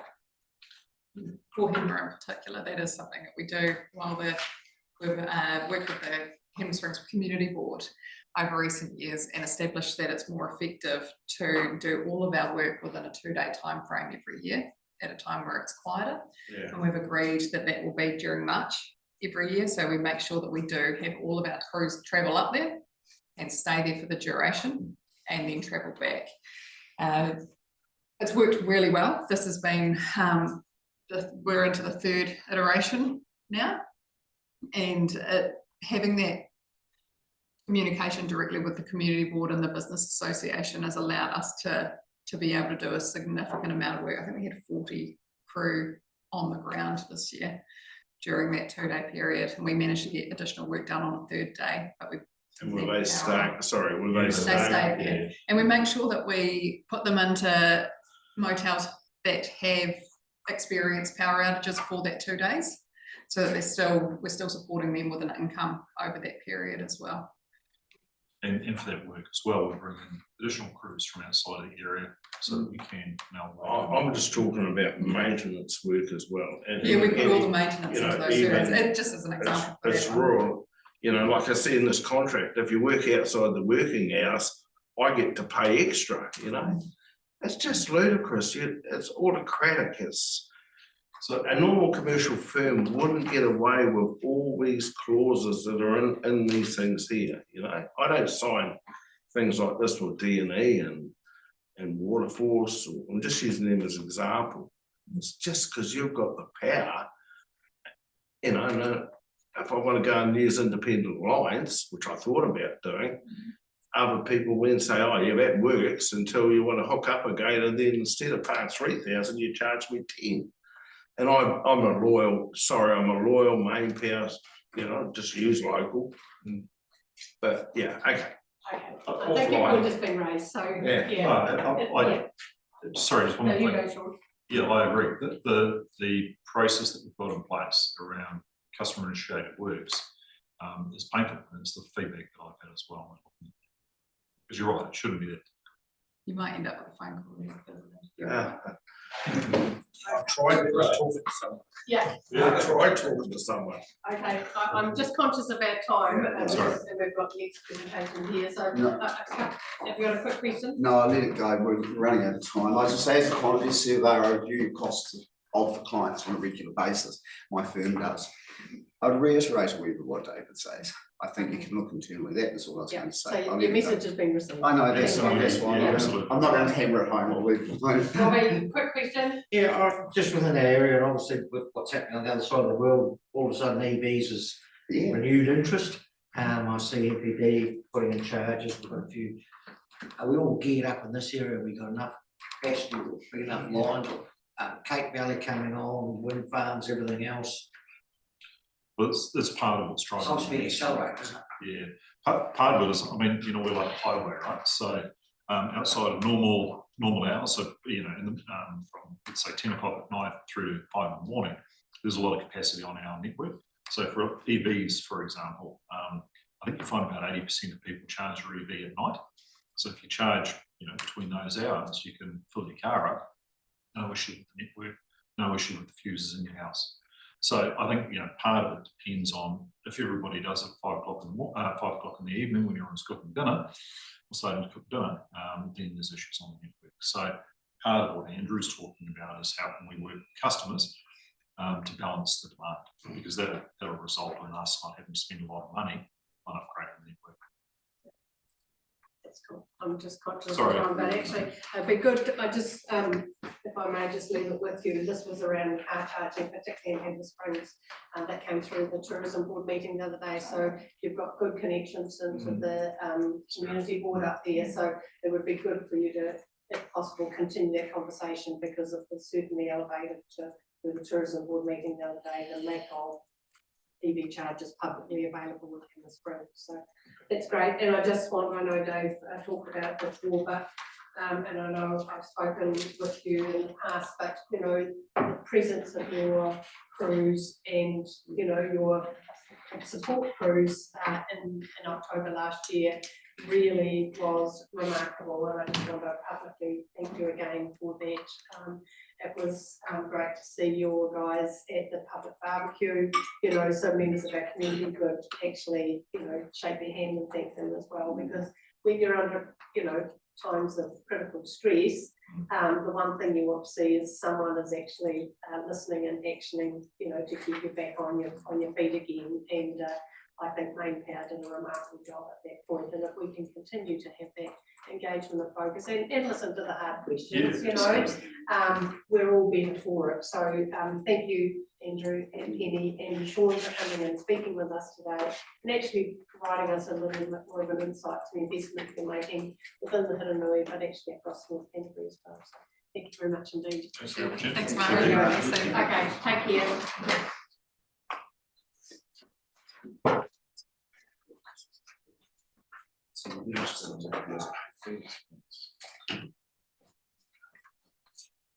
Thanks. Thanks, Penny. Thank you. All right. Thank you.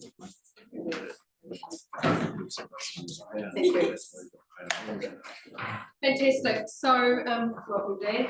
We've got with us our great friends from Community Wellbeing North Canterbury Trust. And welcome to the table Deirdre Ryan. Deirdre is the Chief Executive, and Chelsea Horton, who is the Fundraising and Comms Lead for Wellbeing North Canterbury.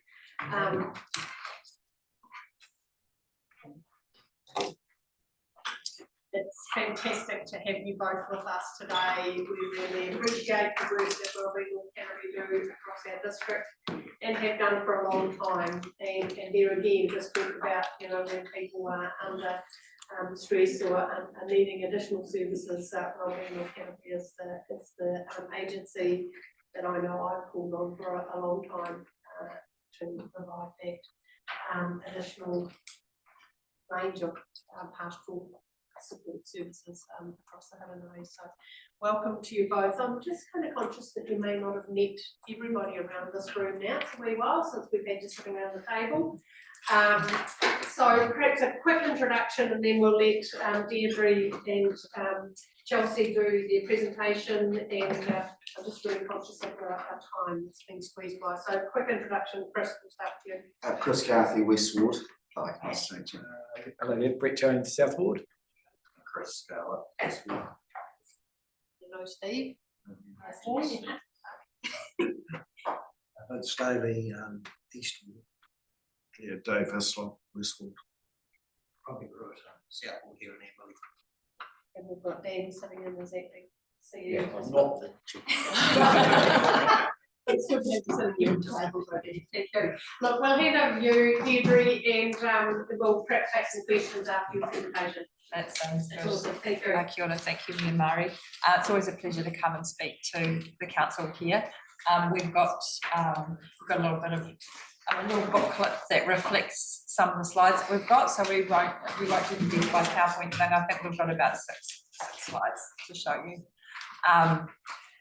So yeah, first of all, just do want to acknowledge the long association we've had with Hiranui District Council, and really today is all about thanking you for that association and the support that you've given us.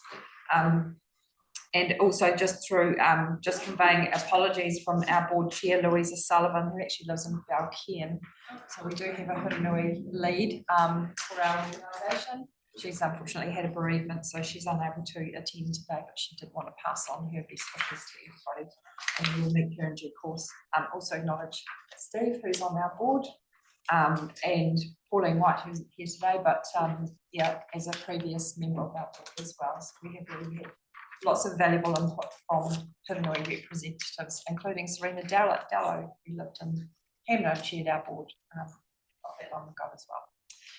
So what we're going to do today is just a brief overview of an explanation of how we contribute, or we try to contribute to the Hiranui's long-term plan outcomes, so that you can see how we try to do that.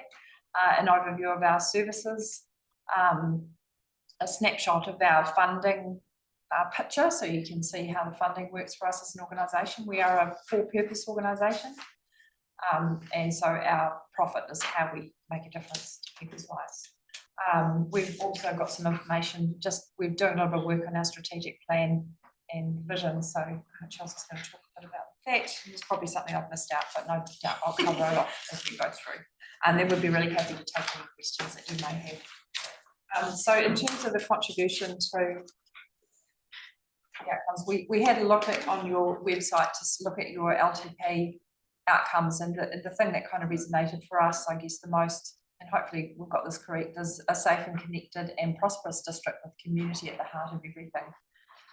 So hopefully we've sort of landed on the correct outcome that resonates for you as well. In terms of our contribution, have we done that? Is that pretty close to where we are? In terms of our contribution, we work to deliver to strengthen safety through early support. So our organisation works providing mental health and wellbeing services across the Hurunui and Waimakariri districts. So you'll see the map of that, which you'll be familiar with. We aim to get to people early to reduce crisis and support safer communities. So we try and get in as early as we can. Our main focus in terms of our services is for families, whānau and young children. So we sort of work in that space. Other organisations work with older adults and the really tiny teenies, but we're sort of in that whānau space there. We work to build connection and belonging. So our work reduces isolation, strengthening whānau and community connections, and supports participation, especially for people facing barriers. So we really try to work hard in that rural space where we know that people's struggles and challenges can be amplified significantly by rural isolation.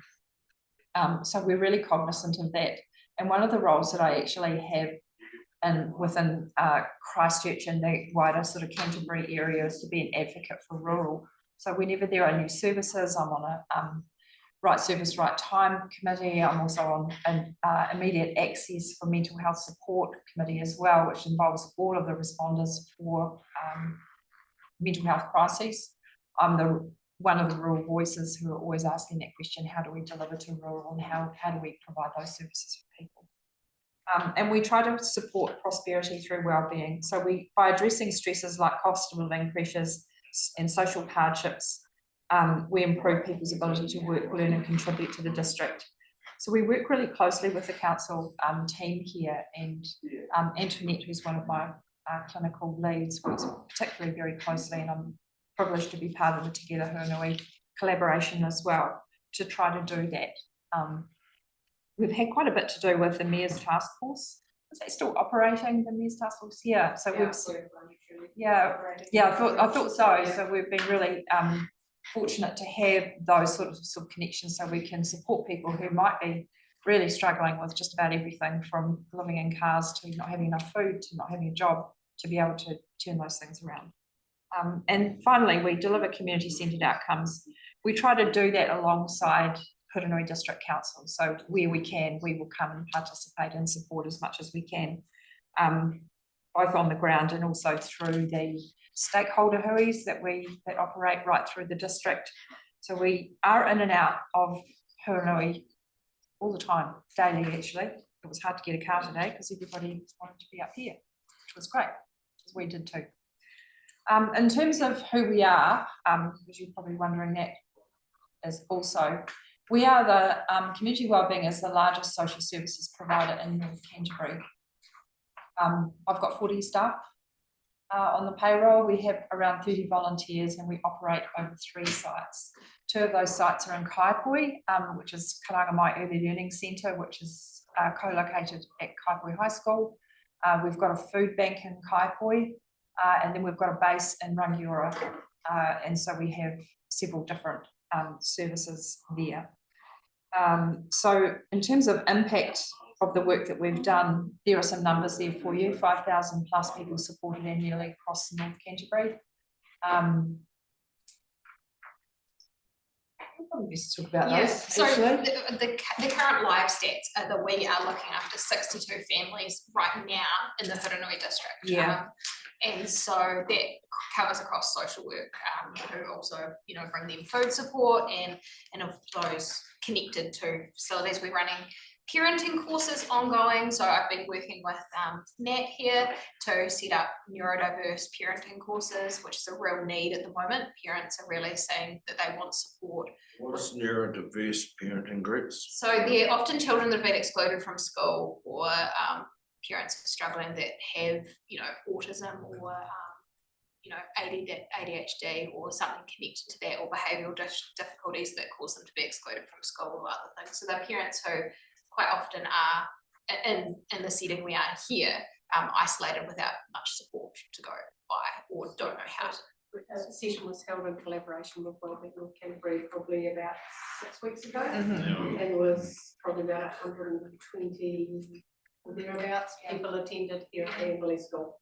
The spaces fill up in the space of about half an hour, that's how much in demand they are, and they're always oversubscribed, so we have to work that out, but we're working now on having one in Cheviot and one in Culverden over the next few months to reach people further afield, and then also run 2-day courses as well for more intensive, for those who need extra support and connection with other parents, so that's been something we're trying to drive a lot further, but there's also parenting courses for parents and of primary school age and high school age, and a drop-in service that we use around the district as well. So they're not included in the 62 that are currently going, but that's a big thing that we do as parent support.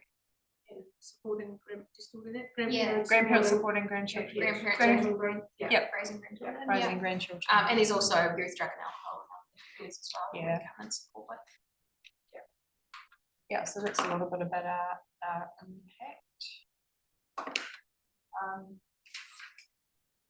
So these are the services that we provide. So Tamariki and Rangatahi Mental Health and Wellbeing, so that's working with the little ones and the teenagers. We've got 2 key services that do that. One is Mana Ake, which works with primary school children, and Manu Karere, which is working from ages 13 to 24. So that looks like all kinds of things. It can be counselling, it can be programs for children in school, whatever's required, but those all operate up here. Family and parent support. We have family social workers, including practical wellbeing and food support. So while we have a food bank in Kaipoi, if any of our clients need food, we just take food to them. So we have whānau receiving food from our social workers as they come out here as well. And we also link in closely with the other food banks that operate up here. We've got parenting programs, which Chelsea's talked a little bit about. So those are the names of the programs that we run. We've also got alcohol and other drug support. So we've got a service called New Start, and that works with young people, counselling young people who have been impacted or at risk of being impacted by drug or alcohol use. We have a restorative justice service where we receive referrals from the courts for restorative justice services. We quite often have restorative justice meetings up here.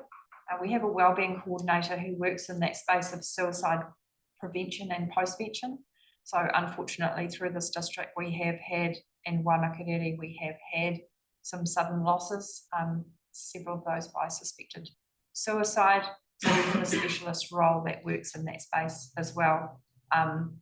In addition to, at the bottom of the slide there, you'll see suicide bereavement support. So Awaki Tara is free counselling for those who have been bereaved by experienced bereavement through suicide, and Waves, which also works with people who have experienced that as well. We've got Rangatahi Mentoring, which is supporting young people who have been in Oranga Tamariki care who are transitioning out into the big world.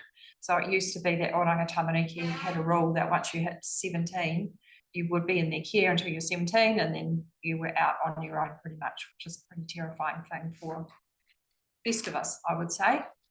So there has been a change to legislation now, so young people can stay within Oranga Tamariki care, and they're transitioned out with having someone walking alongside them to support them to get a flat, to get a driver's license, to get the things that they need to be able to set them up for their future. So we have a person doing that. And yeah, so those are the main things that we do. We've actually, I could probably tell them about the funding that we've just got. So we just actually heard yesterday that the Mental Health Foundation have awarded us a significant amount of funding for us to provide suicide prevention, whole population suicide prevention program in the rural areas of Waimakariri and Huranui, which is very exciting. So we are one of 18 who were selected for funding nationwide. And how many was it? 455 applications. Yeah. So yeah, so we're really looking forward to working with council and the team here and other providers and other partners out here in the rural sector just see what we can do. So that's very exciting. You'll see some stuff coming up in the media today and tomorrow around that, but this district is going to benefit from a significant amount of funding for that. Can I just ask, is it a one-on-one counselling or is that going to be the group? No, it's whole population. Yeah. So it'll be like health promotion sort of approach, but it's going to be specifically focused on suicide prevention. So we'll be looking at things like means, working with identifying what means and minimising possibility of that. Supporting first responders, collaborative for getting, isolated, particularly isolated young men, I suppose, into getting support, those kind of things. Yeah. A really collaborative approach is how we want to do it. Yeah, so we've been really excited to secure the funding so we can work alongside partners such as the Rural Support Trust, first responders and others to see what's going to work locally here. So I think that's going to be really exciting. And that program will go for 12 months. It'll be something that we want to build that will be sustainable going forward. So you're the first to hear about that. Yeah, just hot off the press. Yeah. So those are the services that we provide. Just in terms of our funding, I thought you might be interested just to see what the balance looks like. We have multiple contracts with several different Crown funders. We also work hard to procure community grants. It's a key role of Chelsea's doing that alongside all of us. We've got a little bit of income from room hire and miscellaneous income, and I just want to acknowledge the support that Hurunui District Council provide for our services as well. So thank you once again, because that just enables us to be able to do that we do up here. It's very much appreciated. Okay, just a couple of slides to go. So I've mentioned already really quite a bit about our collaboration. We are collaborative in the way that we do our work. No one person, no one agency has a silver bullet that's going to turn things around, but together we can achieve a lot. So as I said, I'm really privileged to be part of the Together Hurunui collaboration. We work really closely with all of the stakeholder hui, which operate right through all of the areas. I think it's Colwood and Amiri, I've written down Hemna and Cheviot. There's probably a few of them. There's probably more Maori as well. But that's working with health practitioners as well, looking at the local GPs, 5 of them. I wonder what the fifth one is. It's always one, isn't it? And so we also work, collaborate with the Hurunui schools, the local food banks and community supports services. Amberley Lions have helped us out. We've had some great Christmas support from the Hamner Springs Thermal Pools and Spa and North Canterbury Sports Trust, particularly through the Christmas period, through Christmas giving, just real incredible generosity, and Ray White Morris and Co and Main Power, who support us with our parenting programs as well. I'm going to add there before I hand over to you. Oops. So one thing that we're working on at the moment, you all know the dynamics of North Canterbury are changing a lot with different population things, and our issues never get less. Our demand always is increasing or getting more challenging at the moment. So as an organisation, we are looking at our long-term strategy at the moment, not just looking into the next 5 years, but really for the future of what we want to see for North Canterbury and how we want to be involved in shaping that, but especially because we have such a collaborative view of how we work. Working with Hurunui Council is critical to how we function. So we've settled at the moment on equitable, thriving community being our goal for the future. And so that is playing into conversations at the moment that we want to have, and obviously you are key stakeholders involved in our district and in the work that we do. And so we value any conversations that you're willing to be part of about what we see for the future and how we can align with your goals, because that's really crucial. A lot of what you do for the benefit of the community, we are kind of involved in too. So really that's what we're looking for the future. So I've left that when you've got this little guy, we've got information about our long-term vision, and in the back is our strategic plan. So yeah, we'd value any input or questions that you've got for us. Yeah. Awesome, thanks Chelsea, thank you Deirdre. Thank you for walking us through this document, which we'll be able to go home and have a good old read through and actually understand the whole impact that you provide across the range of services. And I know that just thinking about the collaboration through the stakeholder who with our 5 centres now, how much the team have valued, and I'm talking about wider team, actually having Antoinette or someone there, because actually that social service pick up between, you know, core health or core policing or core education actually was the glue that actually enabled, you know, something to come from that, which is going to bring benefit to the community or members of families within our community. So I think having that, you know, your service, our collective service there actually has been a game breaker at those stakeholder who's. So I just want to recognise that. I want to also recognise the funding situation. You know, over a long time we all understand the value that wellbeing energy brings to our community, and that equitable, thriving community is really important. How we achieve that together is so I'm aware that the funding has changed slightly, and I will pick that up and see if I can advocate for, may not be in this annual plan year, but I'll be looking for you know, seeing how we progress with that. So I promise that I'll have that conversation, because I understand, I know that without wellbeing, North Canterbury would be absent on a lot of service provision. So yeah, do appreciate that. But happy to take some questions from the floor. So Chris. Sure, I have a question. You mentioned about men being on their own and the suicide rate that we have in men between a certain age. This is slightly close to my part, so that's why I'm asking the question. The what is happening out there, and what can they reach to that's easy for them to get help from trust, and how would, if we felt the need to direct somebody, how would we go about doing that? Or is it through? Do you want me to talk about our future plan, or where we're currently at? I think where we're currently at would be the best. The future plan will segue into it. Yeah, I think that our trust is we're not a first responder, but we can help to navigate people to getting support. If you've got immediate concerns, probably 111's best. I understand that. But if you wanted someone to talk to. 1737.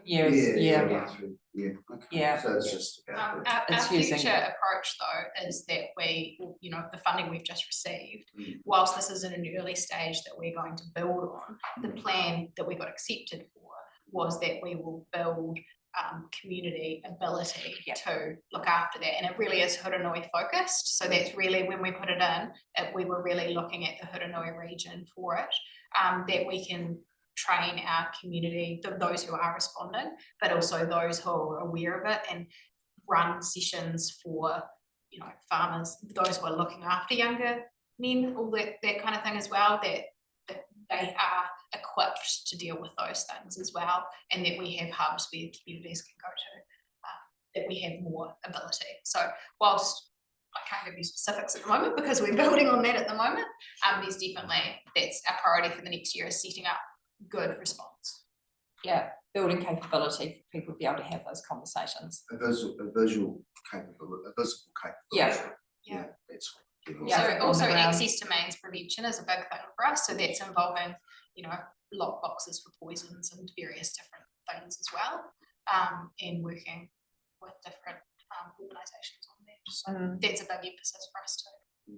So will you come to community and tell people to find out how to train the trainers, if you like? Yeah, absolutely. That's the direction, that's one of the clear. Because actually, you know, talking to agencies in the city or even in Waimakariri, you know, doesn't always give an insight actually what it means to have boots on the ground in the Hurunui, and I think that's probably what Yeah. Chris is talking about. It needs to be an on the ground approach. 100%, yeah. So that's what we've been accepted for. They really liked our way of doing it, so. Yeah, it's got a No. strong research base Yeah. too. Now we've just got to make it work in practice. Yeah. Watch this space. Which will be really exciting. Yeah. We have been a bit vague about it because we want this to be community driven, but Yeah. building capability to have those conversations and, you know, as a key focus for this work that we'll be doing. There is a program called Life Keepers, which is a great training. Anybody can do that training. So we'll be, you know, bringing that out here as well, making that accessible to everyone so that we all know.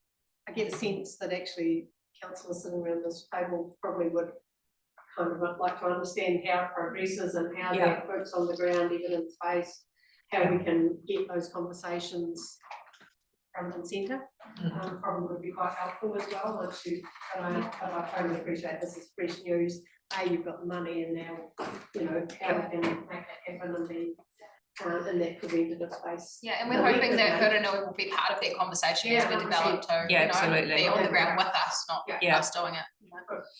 Oh, any other questions, councillors? Thank you. Look, I just want to acknowledge Steve on the board. That's fantastic. I know he's a good voice.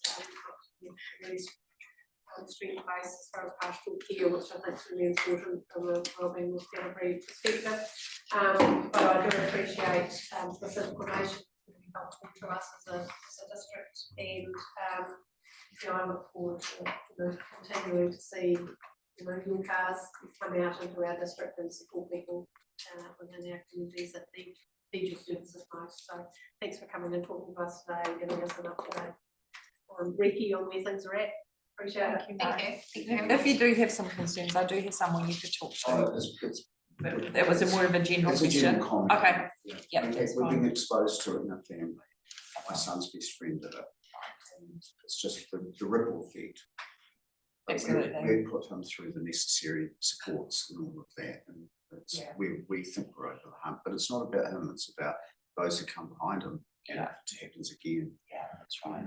Yeah, so do you know, refer to us. We do have Laura, who's our wellbeing coordinator, who works in this space, not in an emergency situation, but I mean, definitely in terms of resourcing and the conversation. Yeah, Thank you. Okay. Keep up the good work. Thank you so much. Alrighty.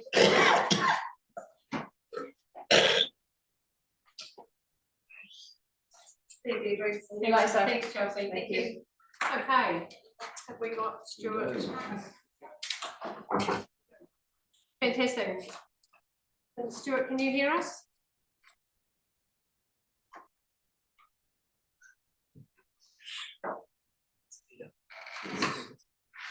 Can you hear us, Stuart?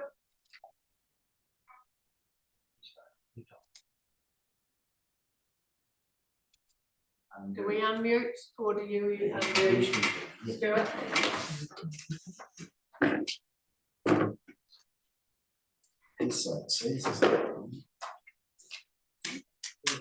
Stuart, we think you need to unmute yourself. It's not very. No? Oh, okay. Last piece of advice I'm going to give.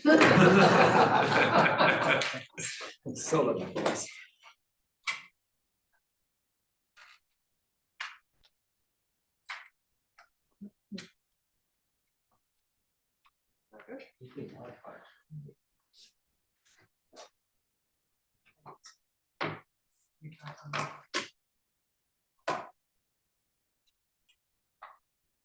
Any advice for Stuart? Unmute.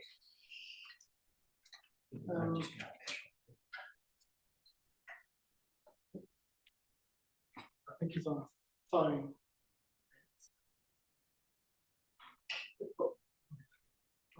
We'll just have a mute button like you asked.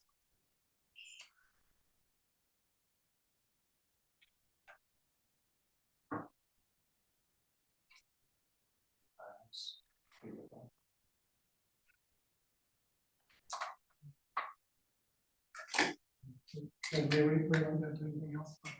It's from the advice I'm getting, Stuart, that we aren't able to change anything from this end. But it's looking like there isn't contribute from your end. So I guess I could phone you up and we could do it by audio through my phone, right? And yes, that would be one way to. I've got Stuart's number. Can I ring you, Stuart? How's that? Can you hear me now? Yes. I think it was an old link. And it wouldn't access the microphone, but anyway, we're there now. We know it's happened. Yeah. Thank you. Welcome Please to do. council meeting for this morning. It's what we call our presentation meeting. We've set aside about half an hour to have a conversation with you. I think there's been a couple of questions sent through that you might like to touch on. But other than that, from a council perspective, we're just keen to understand how things are tracking in the world of central government politics and how we can deepen the relationship between local government and central government. So yeah, keen to hear it from your perspective, and then we'll perhaps see if there's any questions around the table. Thanks very much. Oh, thank you. You may well have seen that your councils have been invited this morning or at midday today to be fast-track local reform. So councils are given a 3-month window to put forward proposals to simplify and strengthen local government in their regions. So that is really around not unitary authorities, but regional councils being and regional councils going in the end and making regional arrangements. So you'll have 3 months to fast track that. And government, of course, will come in and do something if the councils don't sort it out themselves. Can I just be clear? Have you seen that yet? No, I haven't. Is that 3 months for us to give some feedback on that or for implementation? Yeah, look, we've completed consultation on, and so we can't sit back forever, and councils need to lead your own reform, or we'll do it either way. Change is coming. So from today, councils have 3 months to work with others in their region to put forward proposals for how they want to reorganise their local government arrangements. That's a direct quote from Simon Watts. Proposals should focus on creating larger, more efficient unitary authorities that streamline functions, reduce duplication, and improve decision making. So, okay. Oh wow. Is that a press release? Yeah, the press release just came out before 12. Was set to go at 12 o'clock. So, yeah. So you will have received that by now. Hamish may well have received something earlier as a bit of a heads up, I imagine, but we've been in the middle of a council meeting, Stuart. Right. Doing the business. Yeah. No, that's cool. Yeah. Okay. Well, I mean, obviously you've been thinking about this for a while anyway, and discussing with your neighbours, your neighbouring councils. Sorry, I'm in a cafe, but I've got reception here, and I'm going to a beef and lamb meeting shortly afterwards, and I don't have reception here, so I thought I'd do it here. Yep, good as. Okay. Oh, well, that's interesting. Thank you for that heads up. I haven't received anything. And I'll just check my emails now, but that's appreciate that, and I guess we'll see what happens over the next 3 months. See where those conversations. Well, I'll forward you the email press release right now. Yeah. That's cool. Thank you. Okay. Okay, you should have that in a couple of seconds. Yep. Yeah. So I mean, I think that's a positive development. Obviously, you have, I guess, your choice is to go amalgamate with councils, maybe south and north of you, depending on what Waimakariri want to do. I do think, for my 2 cents, for what it's worth, I don't think there's much advantage at all for you going with Christchurch, but because you'll only end up with all the bad features of ECAN foisted on your constituents, but that of course is your choice. Oh, well, it's interesting, thank you. I understand tomorrow Richard Sidey is meeting again with someone from MPI around the Huronui Water Project. So that's another good step forward, I think. I think he sent me a text this morning. It's been quite a busy morning actually. So yeah. So Wednesday, Kerry Johnson and from Ericon, and they're going to be meeting in Amberley at 11 o'clock. That's the 13th of November, so next week. Yeah. Yeah. That's correct. Yeah. Did you attend the meeting with them on Friday, Maria? It was in council room. Yes, I did. Yeah. Invitation of Richard Sidey and Mike. Butterick. Yeah, and Vanessa Winnie. Yeah. Correct. Yeah. Yeah. And I think that meeting you're referring to on the 13th is a follow-up to that. Yes, it is. Yes. So making some progress, which I think is a good thing. Richard's quite frustrated by it, but you don't think he's really dealt with bureaucracy before. Yeah, I think the introduction of gosh, what did you say the one word was? Kerry will provide a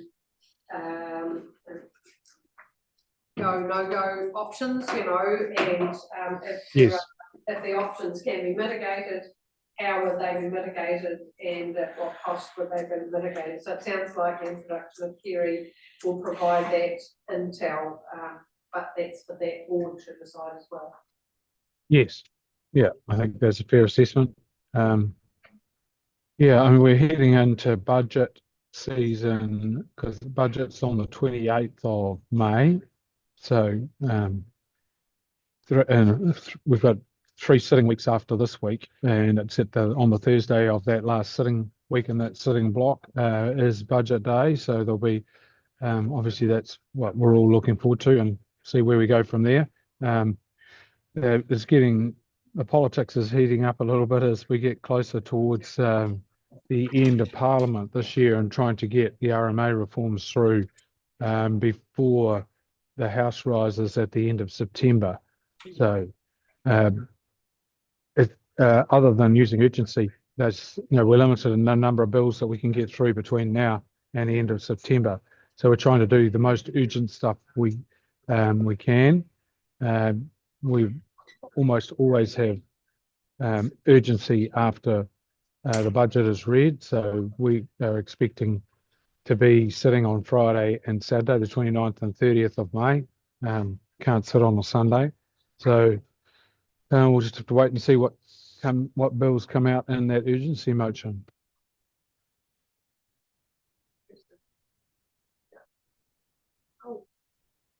I guess the other highlight is the signing of the India Free Trade Agreement, which is potentially big implications, I think, for the sheep and beef farmers and sheep in particular in the Huronui area, because sheep meat is a major beneficiary of that free trade agreement, and the tariff losing the tariffs on that is a big gain for the sheep farmers of New Zealand in general.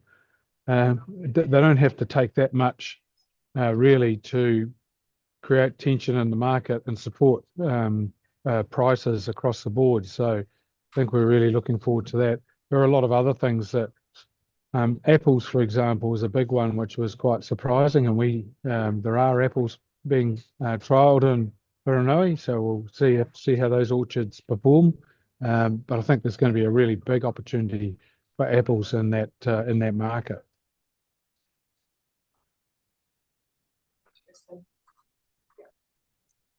Any questions? So, and I've just got a couple of questions coming here, but the discussions in Singapore, still is, quite an enduring opportunity between our two countries. Yes, largely that's been in place. It was just a formal signing of it. We've managed to secure enough supply, and supplies at this stage is not an issue. That's not to say it won't be, but Nicol Ravichenko, the CEO of Air New Zealand, has been saying for the last couple of weeks, supply is not the issue, it's the price.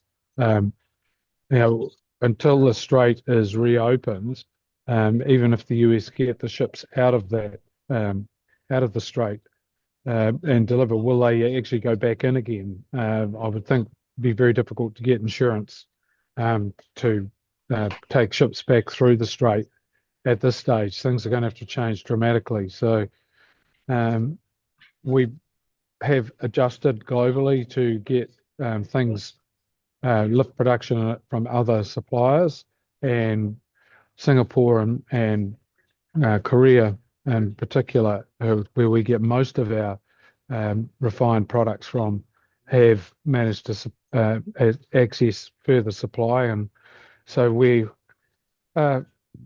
comfortable. But everybody's in also on tenterhooks, because at this stage we've got nothing to be concerned about, but we are managing that and keeping an eye on it very closely. And we'll obviously having daily updates is very good for everyone to keep in mind. For your information, I've been told by people in the market that local fuel retailers in the futures market, if they want to, can purchase ahead for November so that is fuel delivered in November at the price, similar price to what it was pre the Iranian war. So at that far out anyway, prices have gone. People are putting their money up, saying that that's where the prices will be, so they can purchase that fuel right now, but it only delivered in November. So that is a good indicator. It's not just somebody saying what they think it'll be. They're actually putting their money on that price. But that's a long way away. It is. Stuart, I've got a couple of questions coming here. One first from Dave Hislop and then Robbie Brewerton. So thank you, Dave.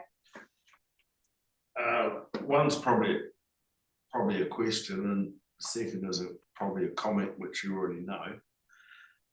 Or you're going to anticipate I'm going to say, because we never talk about the positives enough. The private sector's doing so damn well. It's a positive thing, but the influencers like yourself and that need to be saying it more often. It's like after we visited Harlan, the boss got bamboozled and didn't even mention on the breakfast that he'd had a good day in the Hiranui production.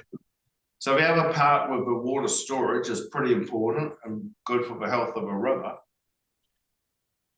But as I keep saying, you've got to let the market use the irrigation. And at the moment, there's a lot of handbrakes on being able to the market use the water. So I'm cynical about it at the moment as to the water storage, unless you can actually change it and use it. Well, there's two things. One is we don't control the media, and you probably don't want us to, but and so they report what they want. And there's lots of things to discuss, but yes, I agree we should be trying to push that message more, and we are. You will have noticed a change in tone from Nicola Willis and Christopher Lux in the last week or so, and I think that you'll see that continue in that vein and maybe even firm up a bit stronger as we move along towards the election. So, and ultimately, we all are very well aware there's an election ahead and we have to win it if we want to continue and get all of our reforms cemented in place and continue the job that we started. Thanks, Stuart. Thank you, Dave. Robbie, you have a question? Yes, Minister, a subject probably close to your heart, your part of the world. The vineyards, the grape guys are having a tough time, and it's sad to see grapes getting pulled out north of Amberley. Have you got any insights around that? Well, until we get the vintage number, it's going to be, actually how much was produced. I don't have a lot more I can say other than it's good that the amount harvested has gone down, so that's good. We're trying to get supply and demand back in balance. There's a number of vineyards being pulled out in both in North Canterbury and in Marlborough. But what the total of that is probably only on the margins, but it all helps. I think wine companies have taken a responsible stance this year in that they're not making everything they could into wine, which is good, and leaving it back on the vine. But it's going to have real implications, particularly in Marlborough. It's really over the whole economy, the local economy has been a really big impact. Not good for growers in North Canterbury, but it's not as big an influence of the domestic GDP in that area. So bad for individuals, but not so bad for the local economy, I think.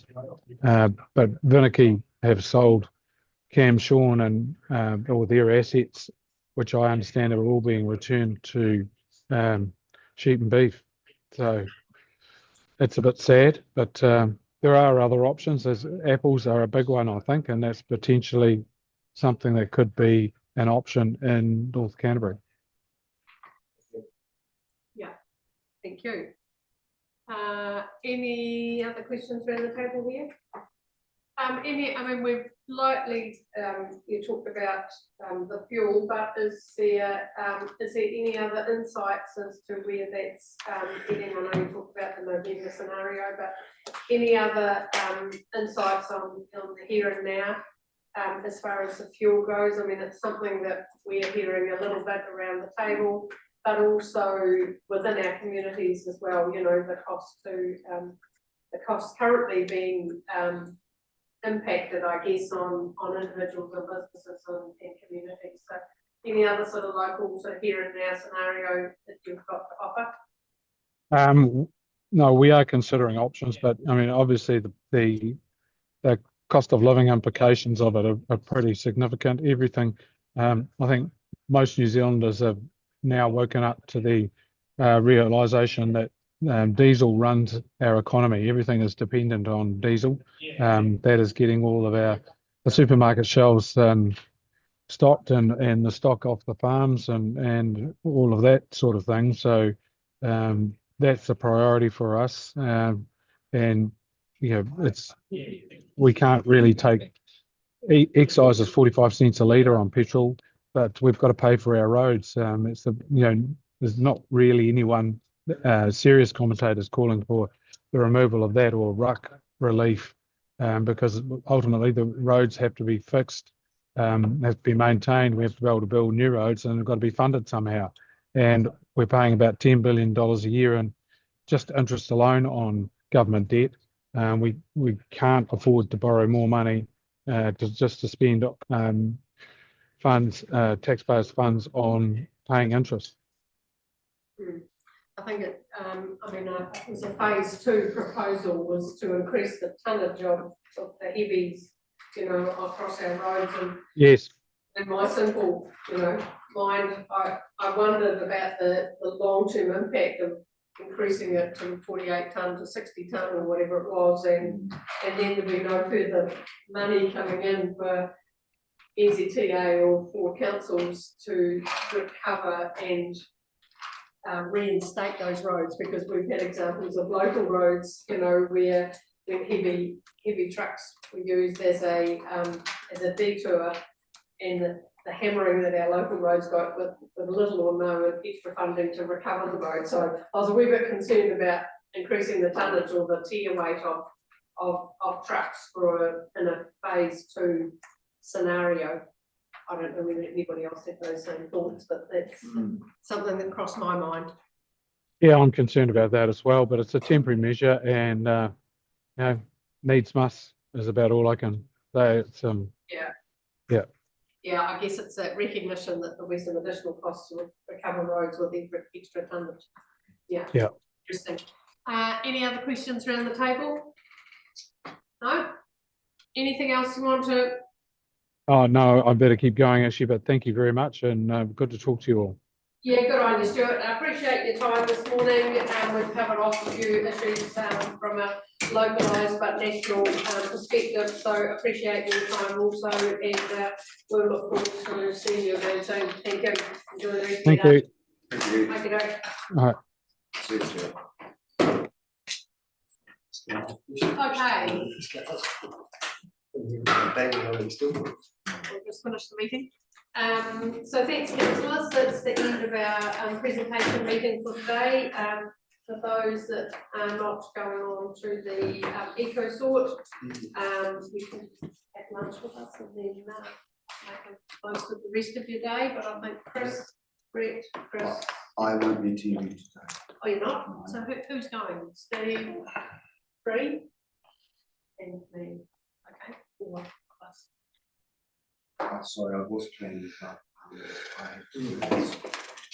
Okay, so that, just a reminder, I think Marie has sent an email about community service awards. I think they've all been filled South Ward. So maybe South Ward councillors, you might need to have a bit of a chat. Sorry, what was that? Oh, community service award Oh, yes, nominations. yeah. So maybe just South Ward, you might need to have a bit of a chat about that. Yes. And get that to Marie ASAP because these things have a process. So with that, thanks very much for your contribution today, and we'll see you all next week. Thank you.